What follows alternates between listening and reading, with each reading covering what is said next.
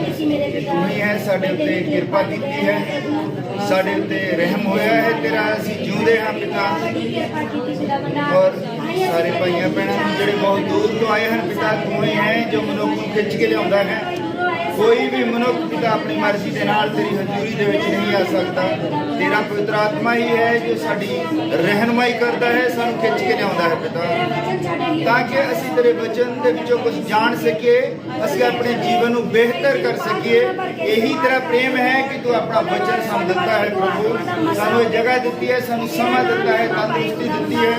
ये सब का असली पिता अज असीं तैनूं धन्नवाद कहण लई इकट्ठे होए हां और पिता साडे कोल लफ्ज़ नहीं हैं कि किन्हां लफ्ज़ां दे नाल असीं तेरा धन्नवाद करिए प्रभु। पिता अज असीं इस किताब दे उन्हां लफ्ज़ां नूं पढ़न जा रहे हैं पिता जो तेरे मुंह दे लफ्ज़ हैं पिता, और इन्हां लफ्ज़ां दे विच पिता जीवन है प्रभु। जद साडे अंदर जांदे हैं पिता ये जीवन बन के निकलदे हैं पिता, वचन साडे अंदर जावे पिता। और कुछ देर के लिए पिता असीं अपने आप नूं बिल्कुल तेरी हजूरी दे विच लेके आउणा चाहुंदे हां प्रभु। कोई भी टेंशन, कोई भी बुरा ख्याल, कोई भी इधर दीयां गल्लां साडे दिमाग दे विच ना आउण प्रभु। तू सानू अपने कब्जे विच ले पिता, संभाल के रख प्रभु। सब कुछ तेरे हाथ विच है, साडी गलबात, साडा बैठना उठना, इत्थों तक कि साडा खाना पीना भी तेरी महिमा दे लई होवे प्रभु। तेरा बहुत धन्नवाद करदे प्यारे प्रभु, तेरी सारी किरपा दे लई, तेरियां भलाइयां दे लई पिता। तैनूं असीं थैंक्स कहने आ पिता, तेरा धन्नवाद करदे हां पिता।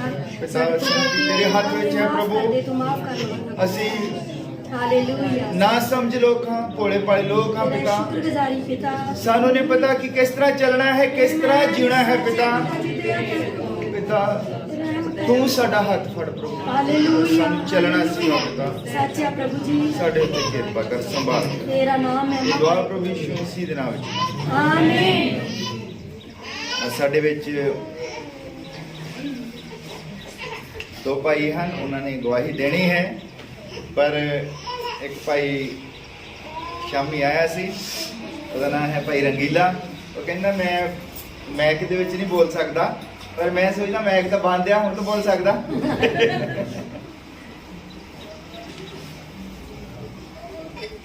भाई कहता नहीं तुसी मेरे वालों गवाही दे दियो। मैं चाहता कि भाई रंगीला खड़ा हो जाए, सानू पता लग जाए भी कौन है भाई रंगीला। गवाही तो मैं दस देना। भाई ने 4 गवाहियां राती मैनू सुनाइयां सी अपने जीवन दियां, और मैं तुहाडे नाल साझा करदा। भाई रंगीला है, शाम 84 इत्थे रहिंदे हैं। पिछले समय दे विच मैं गवाही दित्ती सी, एक बच्चा होया सी बिना हॉस्पिटल तो, बिना किसी नर्स तो, घर ही होया सी। इसे भाई नूं प्रभु ने दिता है। भाई दा मैनूं फोन आया सीगा रात नूं 12 बजे, कहंदे कि पेन हो रही है। असीं वो प्रभु दे अगे केस रखिया कि प्रभु रात का समा है, कित्थे जाणगे। प्रार्थना सी कीती, भाई हुणी भी प्रार्थना करते सी, और 3 बजे तक बच्चा जिहड़ा है बिना ही किसी मेडिसिन तो, बिना किसी दवाई तो नॉर्मल पैदा हो गया। भाई की गवाही है। एक और भाई ने गवाही कि इन्हां दे स्किन दे उत्ते, चमड़ी दे उत्ते रोग हो जाता है, बहुत दवाइयां खादियां, कदी कितों कदी कितों। और भाई हुणी जद इत्थे संगति दे विच आउण लगे, इन्हां ने प्रार्थना करवाई। असीं सारिਆਂ ने ही रल के प्रार्थना की, और भाई बिल्कुल चमड़ी रोग तो ठीक ठाक है। भाई दे उत्ते करजा सीगा 50,000 रुपए का करजा इको ही महीने दे विच लथा। इको महीने दे विच 50,000 रुपए का करजा भाई ने लाया। भैन ने भी काम की, दोनों जने ने मिल के। ते करजा भी एक हिसाब का टेंशन ही होंदी, बीमारी होंदी करजा भी। जो करजा लथ जाए तो बंदा आजादी महसूस करता है। 3 गवाहियां तो हो गई, एक केड़ी सी 4 सीगियां, मैनूं कहते लिख लो, मैनूं याद ही सीगियां, हुणे ही दिमाग चों निकल। एक और गवाही सी, एक जिद्दां मनीष जिद्दां बीमार हो जांदा है। हाँ जी हाँ जी हाँ, 1 मिनट भी इदां चुप नहीं हुंदा। वो बच्चा जिहड़ा रोई जांदा सी रात दिन। और मैं इत्थे एक बार संगत च दस्सिया सी, ਉਹ ਜਦੋਂ ਭਾਈ ਨੇ ਪ੍ਰਾਰਥਨਾ ਕਰਾਈ ਤੇ ਮੈਂ ਇਹ ਤੋਂ ਦੂਜੀ ਸੰਗਤੀ ਦੇ ਵਿੱਚ ਮੈਂ ਕਿਹਾ ਵੀ ਹੁਣ ਬੱਚੇ ਚੁੱਪ ਕਰਾਉਣਾ ਵੀ ਪਾਸਟਰ ਦਾ ਕੰਮ ਹੈ। ਜੇ ਬੱਚੇ ਤੁਹਾਡੇ ਰਾਤ ਨੂੰ ਇਸੇ ਹੀ ਬੱਚੇ ਦੀ ਗੱਲ ਸੀ, ਇਹ ਰਾਤ ਨੂੰ ਰੋਂਦਾ ਰਹਿੰਦਾ ਤਾਂ ਮੈਨੂੰ ਫੋਨ ਕਰਦੇ ਬੱਚਾ ਰੋਈ ਜਾਂਦਾ। ਮੈਂ ਕਿਹਾ ਭੈਣ ਬੱਚੇ ਚੁੱਪ ਕਰਾਉਣਾ ਵੀ ਪਾਸਟਰ ਦਾ ਕੰਮ ਹੈ। ਪਰ ਫਿਰ ਵੀ ਅਸੀਂ ਪ੍ਰਾਰਥਨਾ ਕੀਤੀ। ਹੁਣ ਜਿਹਨੂੰ ਮਰਜ਼ੀ ਕਹਿੰਦੇ ਹੁਣ ਇਹ ਰੋਂਦਾ ਹੀ ਨਹੀਂ। ਧੰਨਵਾਦ। ਇਹ ਵੀ ਗਵਾਹੀ ਹੈ। ਤੇ ਭਾਈ ਕਹਿੰਦਾ ਵੀ ਮੈਂ ਨਹੀਂ ਏਦਾਂ ਦੱਸ ਸਕਦਾ। ਮੈਂ ਕਿਹਾ ਕੋਈ ਨਹੀਂ ਮੈਂ ਦੱਸ ਦਊਂਗਾ। ਤੇ ਭਾਈ ਦੀ ਬਹੁਤ ਵਧੀਆ ਗਵਾਹੀ ਹੈ। ਹੁਣ ਭਾਈ ਖੁਸ਼ ਹੈ। ਔਰ ਇੱਕ ਹੋਰ ਗਵਾਹੀ ਹੈ, ਸਾਡੇ ਭਾਈ ਹੈ ਅਮਰਜੀਤ, ਦਸੂਹੇ ਤੋਂ ਆਉਂਦੇ ਆ, ਐਡੀ ਦੂਰੋਂ ਆਉਣਾ ਹੀ ਇੱਥੇ ਉਹਨਾਂ ਦੇ ਜੀਵਨ ਦੀ ਇੱਕ ਗਵਾਹੀ ਹੈ ਕਿ ਐਡੀ ਦੂਰੋਂ ਅਸੀਂ ਲਾਗੋਂ ਇੱਥੋਂ ਨਹੀਂ ਆ ਸਕਦੇ, ਲੇਟ ਹੋ ਜਾਂਦੇ। ਭਾਈ ਬਹੁਤ ਦੂਰੋਂ ਆਉਂਦੇ ਹਨ, ਭਾਈ ਤੇ ਭੈਣ। ਉਹਨਾਂ ਦੇ ਜੀਵਨ ਦੀ ਗਵਾਹੀ ਹੈ ਕਿ ਪਹਿਲਾਂ ਜੀਵਨ ਦੇ ਵਿੱਚ ਬਹੁਤ ਮੁਸ਼ਕਲਾਂ ਸੀ ਔਰ ਮੁਸ਼ਕਲਾਂ ਦੇ ਕਾਰਨ ਵੀ ਦੱਸਿਆ ਕਿਉਂ ਮੁਸ਼ਕਲਾਂ ਸੀਗੀਆਂ। ਜੂਆ ਖੇਡਣਾ, ਸ਼ਰਾਬ ਪੀਣੀ। ਤੇ ਜਦੋਂ ਬੰਦਾ ਜੂਆ ਖੇਡਦਾ, ਸ਼ਰਾਬ ਪੀਂਦਾ ਤੇ ਫਿਰ ਕਰਜ਼ਾ ਤੇ ਚੜਦਾ ਹੀ ਚੜਦਾ ਹੈ। ਪਰ ਭਾਈ ਪ੍ਰਭੂ ਨੇ ਭਾਈ ਦੇ ਜੀਵਨ ਦੇ ਉੱਤੇ ਕਿਰਪਾ ਕੀਤੀ ਹੈ। ਔਰ ਜਦ ਭਾਈ ਦੇ ਲਈ ਇੱਥੇ ਬੇਨਤੀਆਂ ਕੀਤੀਆਂ ਗਈਆਂ, ਪ੍ਰਭੂ ਦੇ ਅੱਗੇ ਪ੍ਰਾਰਥਨਾ ਕੀਤੀ ਗਈ ਤਾਂ ਭਾਈ ਦੀਆਂ ਸਾਰੀਆਂ ਹੀ ਆਦਤਾਂ ਜਿਹੜੀਆਂ ਉਹ ਚਲੀਆਂ ਗਈਆਂ। ਦੇ ਵਿੱਚ ਜਿਹੜੀ ਬਹੁਤ ਵੱਡੀ ਉਹ ਸੰਗਤੀ ਹੋਈ ਸੀ, ਉਹ ਸਾਰੀ ਸੰਗਤੀ ਦਾ ਖਰਚਾ ਭਾਈ ਨੇ ਚੱਕਿਆ ਸੀ ਕਰਜ਼ਾ ਲਾਉਣ ਤੋਂ ਬਾਅਦ। ਆਮੀਨ। ਹਾਲੇਲੂਇਆ। ਹਾਲੇਲੂਇਆ। ਇਹ ਭਾਈ ਦੀ ਗਵਾਹੀ ਹੈ। ਫਿਰ ਇੱਕ ਹੋਰ ਹੈ ਵੀ ਦਰਦ ਹੁੰਦੀ ਸੀ, ਪੱਥਰੀ ਸੀਗੀ ਔਰ ਉਹ ਤੋਂ ਵੀ ਪ੍ਰਭੂ ਨੇ ਆਰਾਮ ਦਿੱਤਾ ਹੈ। ਗਵਾਹੀ ਹੈ। ਹਾਲੇਲੂਇਆ। ਤੇ ਬਾਈਬਲ ਪੜ੍ਹਦੀ ਹੈ ਤੇ ਭਾਈ ਨੂੰ ਦੋਨੇ ਜਣੇ ਵਚਨ ਪ੍ਰਭੂ ਦਾ ਜਿਹੜਾ ਹੈ, ਜਦੋਂ ਕਿਸੇ ਨਾਲ ਗੱਲ ਕਰਦੇ ਆ ਬਪਤਿਸਮੇ ਦੇ ਉੱਤੇ ਤਾਂ ਭੈਣ ਨੇ ਨੋਟ ਕੀਤੀਆਂ ਹੁੰਦੀਆਂ ਐਤਾਂ, ਭਾਈ ਫਿਰ ਦੱਸੀ ਜਾਂਦਾ ਫਟਾਫਟ। ਸਹੀ। ਤੇ ਇਹ ਪ੍ਰਭੂ ਦੀ ਗਵਾਹੀ ਹੈ ਕਿ ਤਦੇ ਜਦੋਂ ਕੋਈ ਬੰਦਾ ਪ੍ਰਭੂ ਦੇ ਨਾਲ ਜੁੜਦਾ ਹੈ, ਉਹਦੇ ਜੀਵਨ ਵਿੱਚ ਗਵਾਹੀਆਂ ਹੁੰਦੀਆਂ।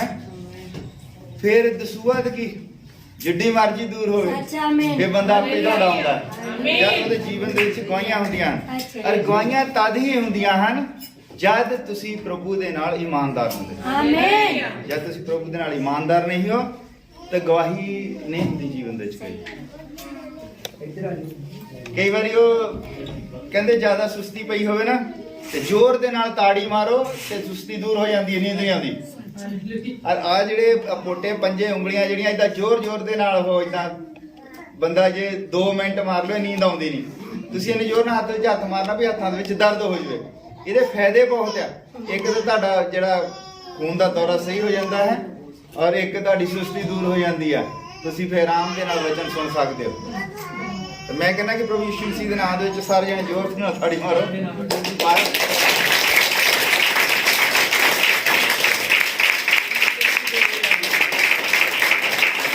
ਤੁਹਾਡੀ ਸੁਸਤੀ ਦੂਰ ਹੋ ਜਾਂਦੀ ਹੈ ਇਹਦੇ ਨਾਲ, ਤਾਂ ਕਿ ਤੁਸੀਂ ਫਿਰ ਆਪਣੇ ਆਪ ਨੂੰ ਜੋ ਬੰਦਾ ਤਾੜੀ ਮਾਰਦਾ ਉਹ ਸਾਰਾ ਹੀ ਉਹਦਾ ਸਰੀਰ ਜਿਹੜਾ ਹੈ ਐਕਟਿਵ ਹੋ ਜਾਂਦਾ, ਸੁਸਤੀ ਦੂਰ ਹੋ ਜਾਂਦੀ ਹੈ। ਤੇ ਜਿਹਨੂੰ ਇਹ ਤਾੜੀ ਮਾਰਨ ਦੇ ਨਾਲ ਵੀ ਸੁਸਤੀ ਦੂਰ ਨਹੀਂ ਹੋਈ ਤੇ ਇਹਦਾ ਮਤਲਬ ਕਿ ਉਹ ਰਾਤ ਸਾਰੀ ਸੁੱਤਾ ਹੀ ਨਹੀਂਗਾ। ਤੇ ਅਸੀਂ ਹੁਣ ਖੜੇ ਹਾਂ।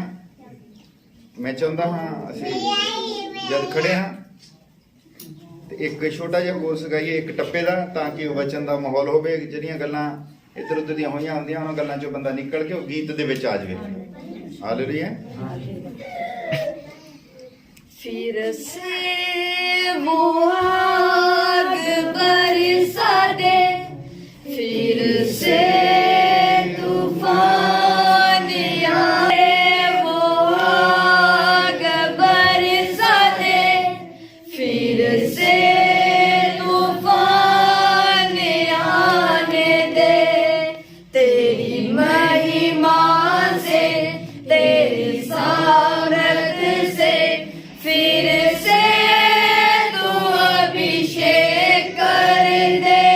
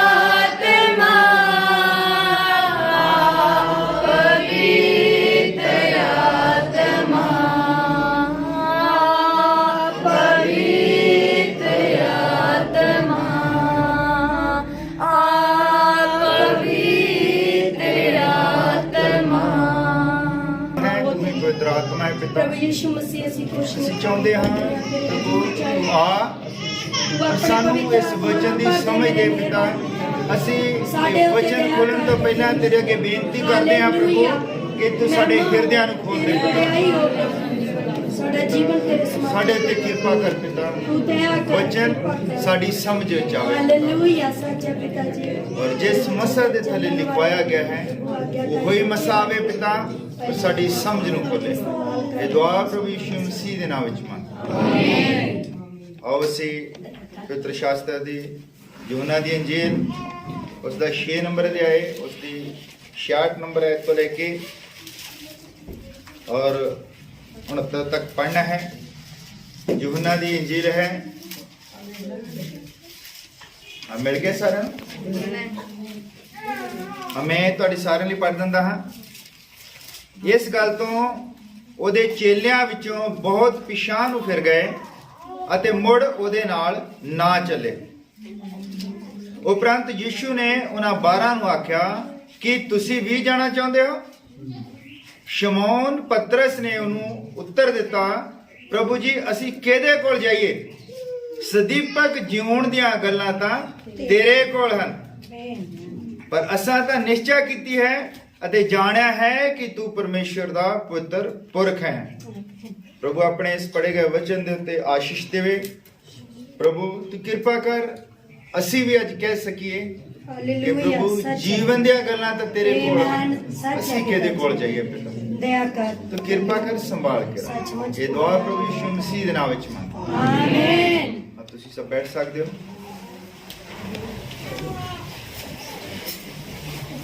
ਮੈਂ ਫਿਰ ਤੋਂ ਸਾਰਿਆਂ ਨੂੰ ਜੈ ਮਸੀਹ ਦੀ ਆਖਦਾ ਹਾਂ। ਅੱਜ ਜੋ ਅਸੀਂ ਉਹ ਪੜ੍ਹਿਆ ਹੈ ਕਿ ਯਿਸੂ ਮਸੀਹ ਦੇ ਬਹੁਤ ਸਾਰੇ ਚੇਲੇ ਸਨ, 70 ਚੇਲੇ ਸਨ, ਔਰ ਉਹਦੇ ਵਿੱਚੋਂ ਬਹੁਤ ਸਾਰੇ ਜਿਹੜੇ ਹੈ ਉਹ ਪਿਛਾਂਹ ਮੁੜ ਗਏ। ਔਰ ਯਿਸੂ ਮਸੀਹ ਨੇ ਜਿਹੜੇ 12 ਸੀ ਉਹਨਾਂ ਨੂੰ ਵੀ ਕਿਹਾ ਕਿ ਤੁਸੀਂ ਵੀ ਜਾਣਾ ਚਾਹੁੰਦੇ ਹੋ? ਪਰ ਪਤਰਸ ਕਹਿੰਦਾ ਕਿ ਪ੍ਰਭੂ ਜੀਵਨ ਦੀਆਂ ਗੱਲਾਂ ਤੇਰੇ ਕੋਲ ਹਨ, ਅਸੀਂ ਕਿਹਦੇ ਕੋਲ ਜਾਈਏ? ਆਮੀਨ। ਸੱਚ। Hallelujah hallelujah.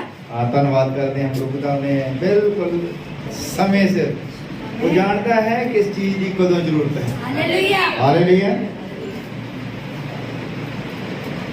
ਅਸੀਂ ਸਾਰੇ ਜਣੇ ਬਹੁਤ ਵਾਰ ਕਹਿੰਦੇ ਕਿ ਅਸੀਂ ਪਵਿੱਤਰ ਆਤਮਾ ਦੀ ਅਗਵਾਈ ਹੇਠ ਚੱਲਦੇ ਹਾਂ, ਪਵਿੱਤਰ ਆਤਮਾ ਦੀ ਅਗਵਾਈ ਹੇਠ ਚੱਲਦੇ ਹਾਂ। ਪਵਿੱਤਰ ਆਤਮਾ ਦੀ ਅਗਵਾਈ ਹੈ ਕੀ ਹੈ? ਇਸ ਤੋਂ ਪਹਿਲਾਂ ਕਿ ਅਸੀਂ ਉਹਦੀ ਅਗਵਾਈ ਦੇ ਵਿੱਚ ਚੱਲੀਏ ਸਾਨੂੰ ਇਹ ਪਤਾ ਹੋਣਾ ਚਾਹੀਦਾ ਹੈ ਕਿ ਪਵਿੱਤਰ ਆਤਮਾ ਹੈ ਕੀ ਹੈ ਤੇ ਉਹਦੀ ਅਗਵਾਈ ਹੈ ਕੀ ਹੈ। ਹਾਲੇਲੂਇਆ।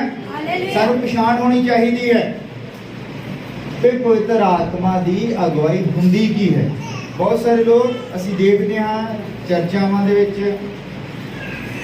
ਕਲੀਸਿਆਵਾਂ ਦੇ ਵਿੱਚ ਜਦੋਂ ਗੀਤ ਗਾਉਂਦੇ ਹਨ ਬੜੇ ਉਹ ਤਾੜੀਆਂ ਮਾਰਦੇ ਹਨ, ਗਿੱਧਾ ਪਾਉਂਦੇ ਹਨ, ਬਹੁਤ ਕੁਛ ਏਦਾਂ ਲੱਗਦਾ ਹੈ ਕਿ ਪਵਿੱਤਰ ਆਤਮਾ ਜਿਹੜਾ ਹੈ ਉਹ ਆਇਆ ਹੈ ਤੇ ਭੈਣ ਨੂੰ ਛੂਹਿਆ ਹੈ, ਤੇ ਲੱਗਦਾ ਹੈ ਕਿ ਭੈਣ ਪਵਿੱਤਰ ਆਤਮਾ ਦੀ ਅਗਵਾਈ ਦੇ ਵਿੱਚ ਚੱਲ ਰਹੀ ਹੈ।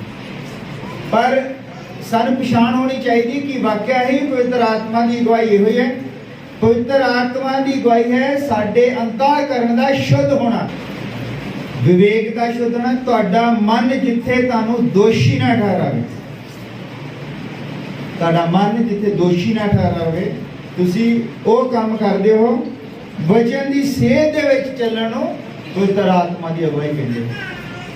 ਮੰਨ ਲਓ ਕੋਈ ਭੈਣ ਬਹੁਤ ਜ਼ਿਆਦਾ ਲੱਗਦਾ ਹੈ, ਕੋਈ ਭਾਈ ਆ ਕਿ ਬਹੁਤ ਜ਼ਿਆਦਾ ਤਾੜੀਆਂ ਮਾਰ ਰਿਹਾ, ਪਸੀਨਾ ਪਸੀਨਾ ਹੋਇਆ ਹੈ, ਪਰ ਵਚਨ ਬਾਰੇ ਉਹਨੂੰ ਕੁਝ ਵੀ ਪਤਾ ਨਹੀਂ ਹੈ, ਤੇ ਅਸੀਂ ਕੀ ਅੰਦਾਜ਼ਾ ਲਾਵਾਂਗੇ? ਕੀ ਅੰਦਾਜ਼ਾ ਲਾ ਸਕਦੇ? ਪਵਿੱਤਰ ਆਤਮਾ ਤੇ ਵਚਨ ਇੱਕੋ ਹੀ ਚੀਜ਼ ਹੈ, ਇਹ ਦੋ ਚੀਜ਼ਾਂ ਨਹੀਂ। ਬਹੁਤ ਸਾਰੇ ਲੋਕ ਕਹਿੰਦੇ ਕਿ ਪਵਿੱਤਰ ਆਤਮਾ ਮਿਲ ਗਿਆ ਹੈ, ਪਵਿੱਤਰ ਆਤਮਾ ਮਿਲ ਗਿਆ ਹੈ, ਔਰ ਉਹਨੂੰ ਵਚਨ ਸਮਝ ਦੇ ਵਿੱਚ ਨਹੀਂ ਆਉਂਦਾ ਤੇ ਉਹ ਪਵਿੱਤਰ ਆਤਮਾ ਨਹੀਂ ਮਿਲਿਆ। ਪਵਿੱਤਰ ਆਤਮਾ ਤਾਂ ਵੈਸੇ ਕਿਸੇ ਦੇ ਕੋਲ ਵੀ ਨਹੀਂ ਹੁੰਦਾ, ਉਹ ਵਰਦਾਨ ਹੁੰਦੇ ਹਨ ਪਵਿੱਤਰ ਆਤਮਾ ਦੇ। ਪਵਿੱਤਰ ਆਤਮਾ ਕੀ ਹੈ? ਪਵਿੱਤਰ ਆਤਮਾ ਤਾਂ ਖੁਦ ਪਰਮੇਸ਼ਰ ਹੈ, ਪਰ ਉਹ ਆਪਣੇ ਆਤਮਾ ਦਾ ਥੋੜਾ ਥੋੜਾ ਹਿੱਸਾ ਸਾਨੂੰ ਉਹ ਵੰਡ ਕੇ ਦਿੰਦਾ ਹੈ। ਹਾਲੇਲੂਇਆ। ਔਰ ਵਚਨ ਵਿੱਚ ਲਿਖਿਆ ਤੁਸੀਂ ਆਪਣੇ ਭਾਈਆਂ ਨੂੰ ਪ੍ਰੇਮ ਕਰੋ। ਤੇ ਇੱਕ ਜਗ੍ਹਾ ਪੁੱਛਦਾ ਹੈ ਕਿ ਤੁਸੀਂ ਮੈਨੂੰ ਪ੍ਰੇਮ ਕਰਦੇ ਹੋ? ਯੋਵਾ ਕਹਿੰਦਾ ਵੀ ਜੇ ਤੁਸੀਂ ਆਪਣੇ ਭਾਈ ਨੂੰ ਪ੍ਰੇਮ ਨਹੀਂ ਕਰਦੇ ਤਾਂ ਤੁਸੀਂ ਮੈਨੂੰ ਨਹੀਂ ਪ੍ਰੇਮ ਕਰਦੇ। ਇਹਦਾ ਮਤਲਬ ਹੈ ਕਿ ਉਹਦਾ ਆਤਮਾ ਜਿਹੜਾ ਭਾਈਆਂ ਦੇ ਵਿੱਚ ਹੈ। ਹਾਲੇਲੂਇਆ। ਜਿਨ੍ਹਾਂ ਲੋਕਾਂ ਦੇ ਵਿੱਚ ਉਹਦਾ ਪਵਿੱਤਰ ਆਤਮਾ ਹੈ, ਉਹਨਾਂ ਲੋਕਾਂ ਨੂੰ ਅਸੀਂ ਪ੍ਰੇਮ ਨਹੀਂ ਕਰਦੇ ਤਾਂ ਅਸੀਂ ਪਰਮੇਸ਼ਵਰ ਨੂੰ ਪ੍ਰੇਮ ਨਹੀਂ ਕਰਦੇ। ਔਰ ਉਹਨੇ ਵੀ ਕਿਹਾ ਵੀ ਭਾਈ ਕੌਣ ਹੈ? ਭਾਈ ਉਹ ਹੈ ਜਿਹੜਾ ਵਚਨ ਦੇ ਨਾਲ ਸਹਿਮਤ ਹੈ। ਤੁਸੀਂ ਵੀ ਉਸੇ ਵਚਨ ਨੂੰ ਮੰਨਦੇ ਹੋ, ਉਹ ਵੀ ਉਸੇ ਵਚਨ ਨੂੰ ਮੰਨਦਾ ਹੈ, ਉਹਨੂੰ ਅਸੀਂ ਭਾਈ ਕਹਿੰਦੇ ਹਾਂ। ਭਾਈ ਦਾ ਮਤਲਬ ਇਹ ਨਹੀਂ ਹੁੰਦਾ ਕਿ ਤੁਹਾਡੇ ਨਾਲ ਦਾ ਜੰਮਿਆ। ਭਾਈ ਦਾ ਮਤਲਬ ਇਹ ਵੀ ਹੁੰਦਾ ਹੈ ਕਿ ਉਹ ਵੀ ਉਸੇ ਹੀ ਪਰਮੇਸ਼ਵਰ ਦਾ ਪੁੱਤਰ ਹੈ, ਤੁਸੀਂ ਵੀ ਉਸੇ ਪਰਮੇਸ਼ਵਰ ਦੇ ਪੁੱਤਰ ਹੋ। ਤੁਸੀਂ ਵੀ ਉਸੇ ਵਚਨ ਨੂੰ ਮੰਨਦੇ ਹੋ, ਉਹ ਵੀ ਉਸੇ ਵਚਨ ਨੂੰ ਮੰਨਦਾ ਹੈ। ਹਾਲੇਲੂਇਆ। ਅਸੀਂ ਜੋ ਉਹਨਾਂ ਦੀ ਇੰਜੀਲ ਦੇ ਚੀਜ਼ਾਂ ਨੂੰ ਪੜ੍ਹਿਆ ਹੈ, ਇਹਦੇ ਵਿੱਚ ਅਸੀਂ ਜਾਣਦੇ ਹਾਂ ਕਿ ਬਹੁਤ ਸਾਰੇ ਲੋਕ ਜਿਹੜੇ ਹੈ ਅੱਜ ਵੀ ਉਦਾਂ ਹੀ ਰੁੱਝੇ ਹੋਏ ਹਨ। ਜੇ ਪਤਰਸ ਉਹਨਾਂ ਦੇ ਟਾਈਮ ਤੇ ਵੀ ਲੋਕੀ ਇਦਾਂ ਹੀ ਰੁੱਝੇ ਹੋਏ ਹੁੰਦੇ ਸੀ। ਤੇ ਮੈਂ ਭਾਈ ਬ੍ਰਹਨਮ ਦਾ ਵਿੱਚੋਂ ਹਵਾਲਾ ਨੋਟ ਕੀਤਾ ਹੈ, ਮੈਂ ਪੜ੍ਹਦਾ ਕਿ ਤਾਂ ਕਿ ਕੋਈ ਇਹ ਨਾ ਕਵੇ ਕਿ ਭਾਈ ਖਰੇ ਆਪਣੇ ਕੋਲ ਬੋਲ ਰਿਹਾ ਹੈ। ਭਾਈ ਬ੍ਰਹਨਮ ਨੇ ਕਿਹਾ ਕਿ ਤੁਸੀਂ ਜਾਣਦੇ ਹੋ ਅੱਜ ਦੇ ਲੋਕ ਉਸ ਦਿਨ ਦੇ ਲੋਕਾਂ ਵਾਂਗੂ ਬਹੁਤ ਰੁੱਝੇ ਹਨ। ਲੋਕ ਬਿਨਾਂ ਜਾਣੇ ਉਸ ਸਥਾਨ ਵੱਲ, ਜਿਸ ਸਥਾਨ ਨੂੰ ਨਹੀਂ ਜਾਣਦੇ, ਉਧਰ ਹੀ ਜਾ ਰਹੇ ਹਨ ਅਤੇ ਲੱਗਦਾ ਹੈ ਘੱਟ ਹੀ ਪਰਵਾਹ ਕਰਦੇ ਹਨ। ਬਸ ਜਿੱਥੇ ਕਿਤੇ ਉਹ ਚਾਹੁੰਦੇ ਹਨ ਮੌਜ ਲਈ ਚਲੇ ਜਾਂਦੇ ਹਨ। ਅਤੇ ਇਹ ਇੱਕ ਕਿਸਮ ਦੀ ਅਯਾਸ਼ੀ ਕਰਨ ਵਾਲੇ ਲੋਕ ਹਨ। ਬਸ ਉਹ ਤਾਂ ਉਸੇ ਹੀ ਤਰ੍ਹਾਂ ਦੇ ਮਨੁੱਖ ਹਨ ਜਿਸ ਤਰ੍ਹਾਂ ਦੇ ਜਦ ਖੁਦਾ ਨੇ ਅਦਨ ਦੇ ਬਾਗ ਦੇ ਵਿੱਚ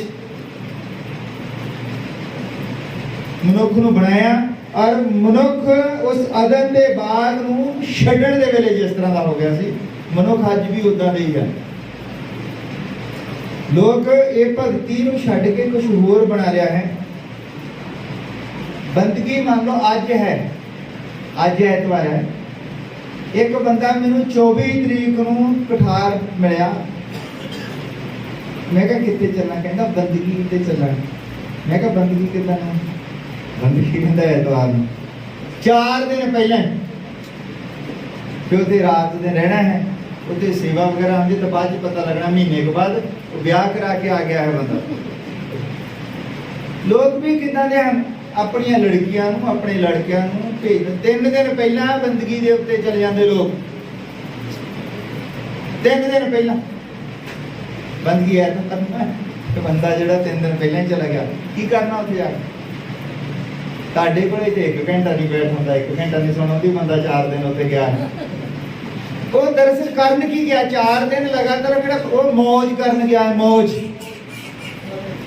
ਉਹਨੂੰ ਉੱਥੇ ਕੋਈ ਮौज ਲੱਭਦੀ ਹੈ, मौज ਕਰਨ ਗਿਆ ਹੈ।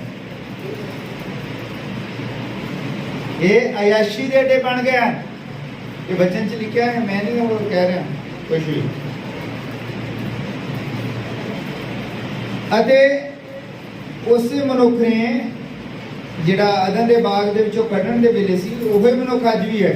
ਉਸ ਮਨੁੱਖ ਨੇ ਆਪਣੀ ਮਨਸ਼ਾ ਵਿੱਚ ਕੁਝ ਵੀ ਤਬਦੀਲੀ ਨਹੀਂ ਕੀਤੀ ਹੈ। ਉਸਨੇ ਆਪਣੇ ਵਿਚਾਰਾਂ ਅੰਦਰ ਕੁਝ ਵੀ ਮਾਸਾ ਵੀ ਤਬਦੀਲੀ ਨਹੀਂ ਕੀਤੀ ਹੈ।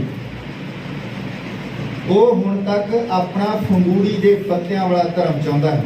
ਹੁਣ ਫੰਗੂੜੀ ਦੇ ਪੱਤਿਆਂ ਵਾਲਾ ਧਰਮ ਕੀ ਸੀਗਾ ਕਿ ਪਰਮੇਸ਼ਵਰ ਨੇ ਉਹਨਾਂ ਨੂੰ ਢਕਣ ਦੇ ਲਈ ਇੱਕ ਪਵਿੱਤਰ ਆਤਮਾ ਦਿੱਤਾ ਸੀ, ਪਰ ਉਹਨੇ ਕੀ ਕੀਤਾ? ਆਪਣੇ ਆਪ ਨੂੰ ਖੱਜਣ ਦੇ ਲਈ ਫੰਗੂੜੀ ਦੇ ਪੱਤੇ ਬਣਾ ਲਏ।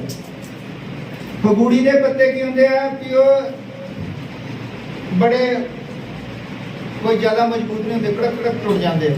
ਔਰ ਬੰਦੇ ਨੇ ਕੀ ਕੀਤਾ? ਆਪਣੇ ਆਪ ਨੂੰ ਢਕਣ ਦੇ ਲਈ ਕਿ ਜਦੋਂ ਉਹਨਾਂ ਨੂੰ ਪਤਾ ਲੱਗਿਆ ਕਿ ਅਸੀਂ ਤਾਂ ਨੰਗੇ ਆ।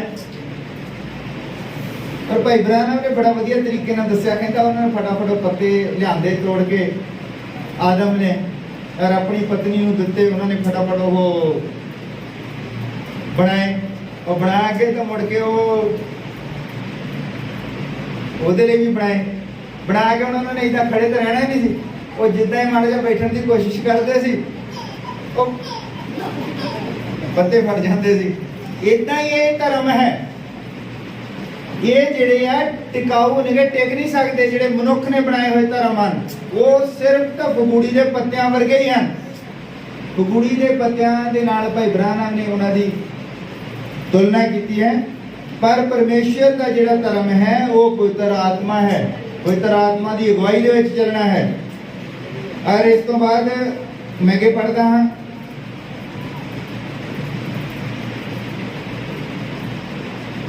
ਉਹ ਇਸ ਨੂੰ ਆਪ ਬਣਾਉਣਾ ਚਾਹੁੰਦਾ ਹੈ ਤੇ ਆਪਣੇ ਆਪ ਨੂੰ ਢਕਣਾ ਚਾਹੁੰਦਾ ਹੈ। ਤੇ ਮੈਂ ਕਹਾਂਗਾ ਜਿੰਨਾ ਕੁ ਵੱਧ ਜਾਂ ਘੱਟ ਦੂਰ ਹੋ ਗਿਆ ਹੈ ਉਸਨੇ ਆਪਣੇ ਆਪ ਨੂੰ ਸੰਘਰਸ਼ ਵਿੱਚ ਪਾਉਣ ਦਾ ਦਾਅਵਾ ਕੀਤਾ ਹੈ। ਜੇਕਰ ਇਹ ਸ਼ਬਦ ਸਹੀ ਹਨ ਤਾਂ ਉਹ ਆਪਣੇ ਆਪ ਵਿੱਚ ਨਿਸ਼ਚਾ ਕਰਨ ਦਾ ਦਾਅਵਾ ਰੱਖਦਾ ਹੈ, ਜਦ ਕਿ ਅੰਦਰੋਂ ਜਾਣਦਾ ਹੈ ਕਿ ਉਹ ਗਲਤ ਹੈ। ਜਦ ਤੁਸੀਂ ਅੰਦਰੋਂ ਜਾਣਦੇ ਹੋ ਗਲਤ ਹੈ ਤੇ ਇਹਦਾ ਮਤਲਬ ਕਿ ਤੁਸੀਂ ਪਵਿੱਤਰ ਆਤਮਾ ਦੀ ਅਗਵਾਈ ਹੇਠ ਨਹੀਂ ਹੋ।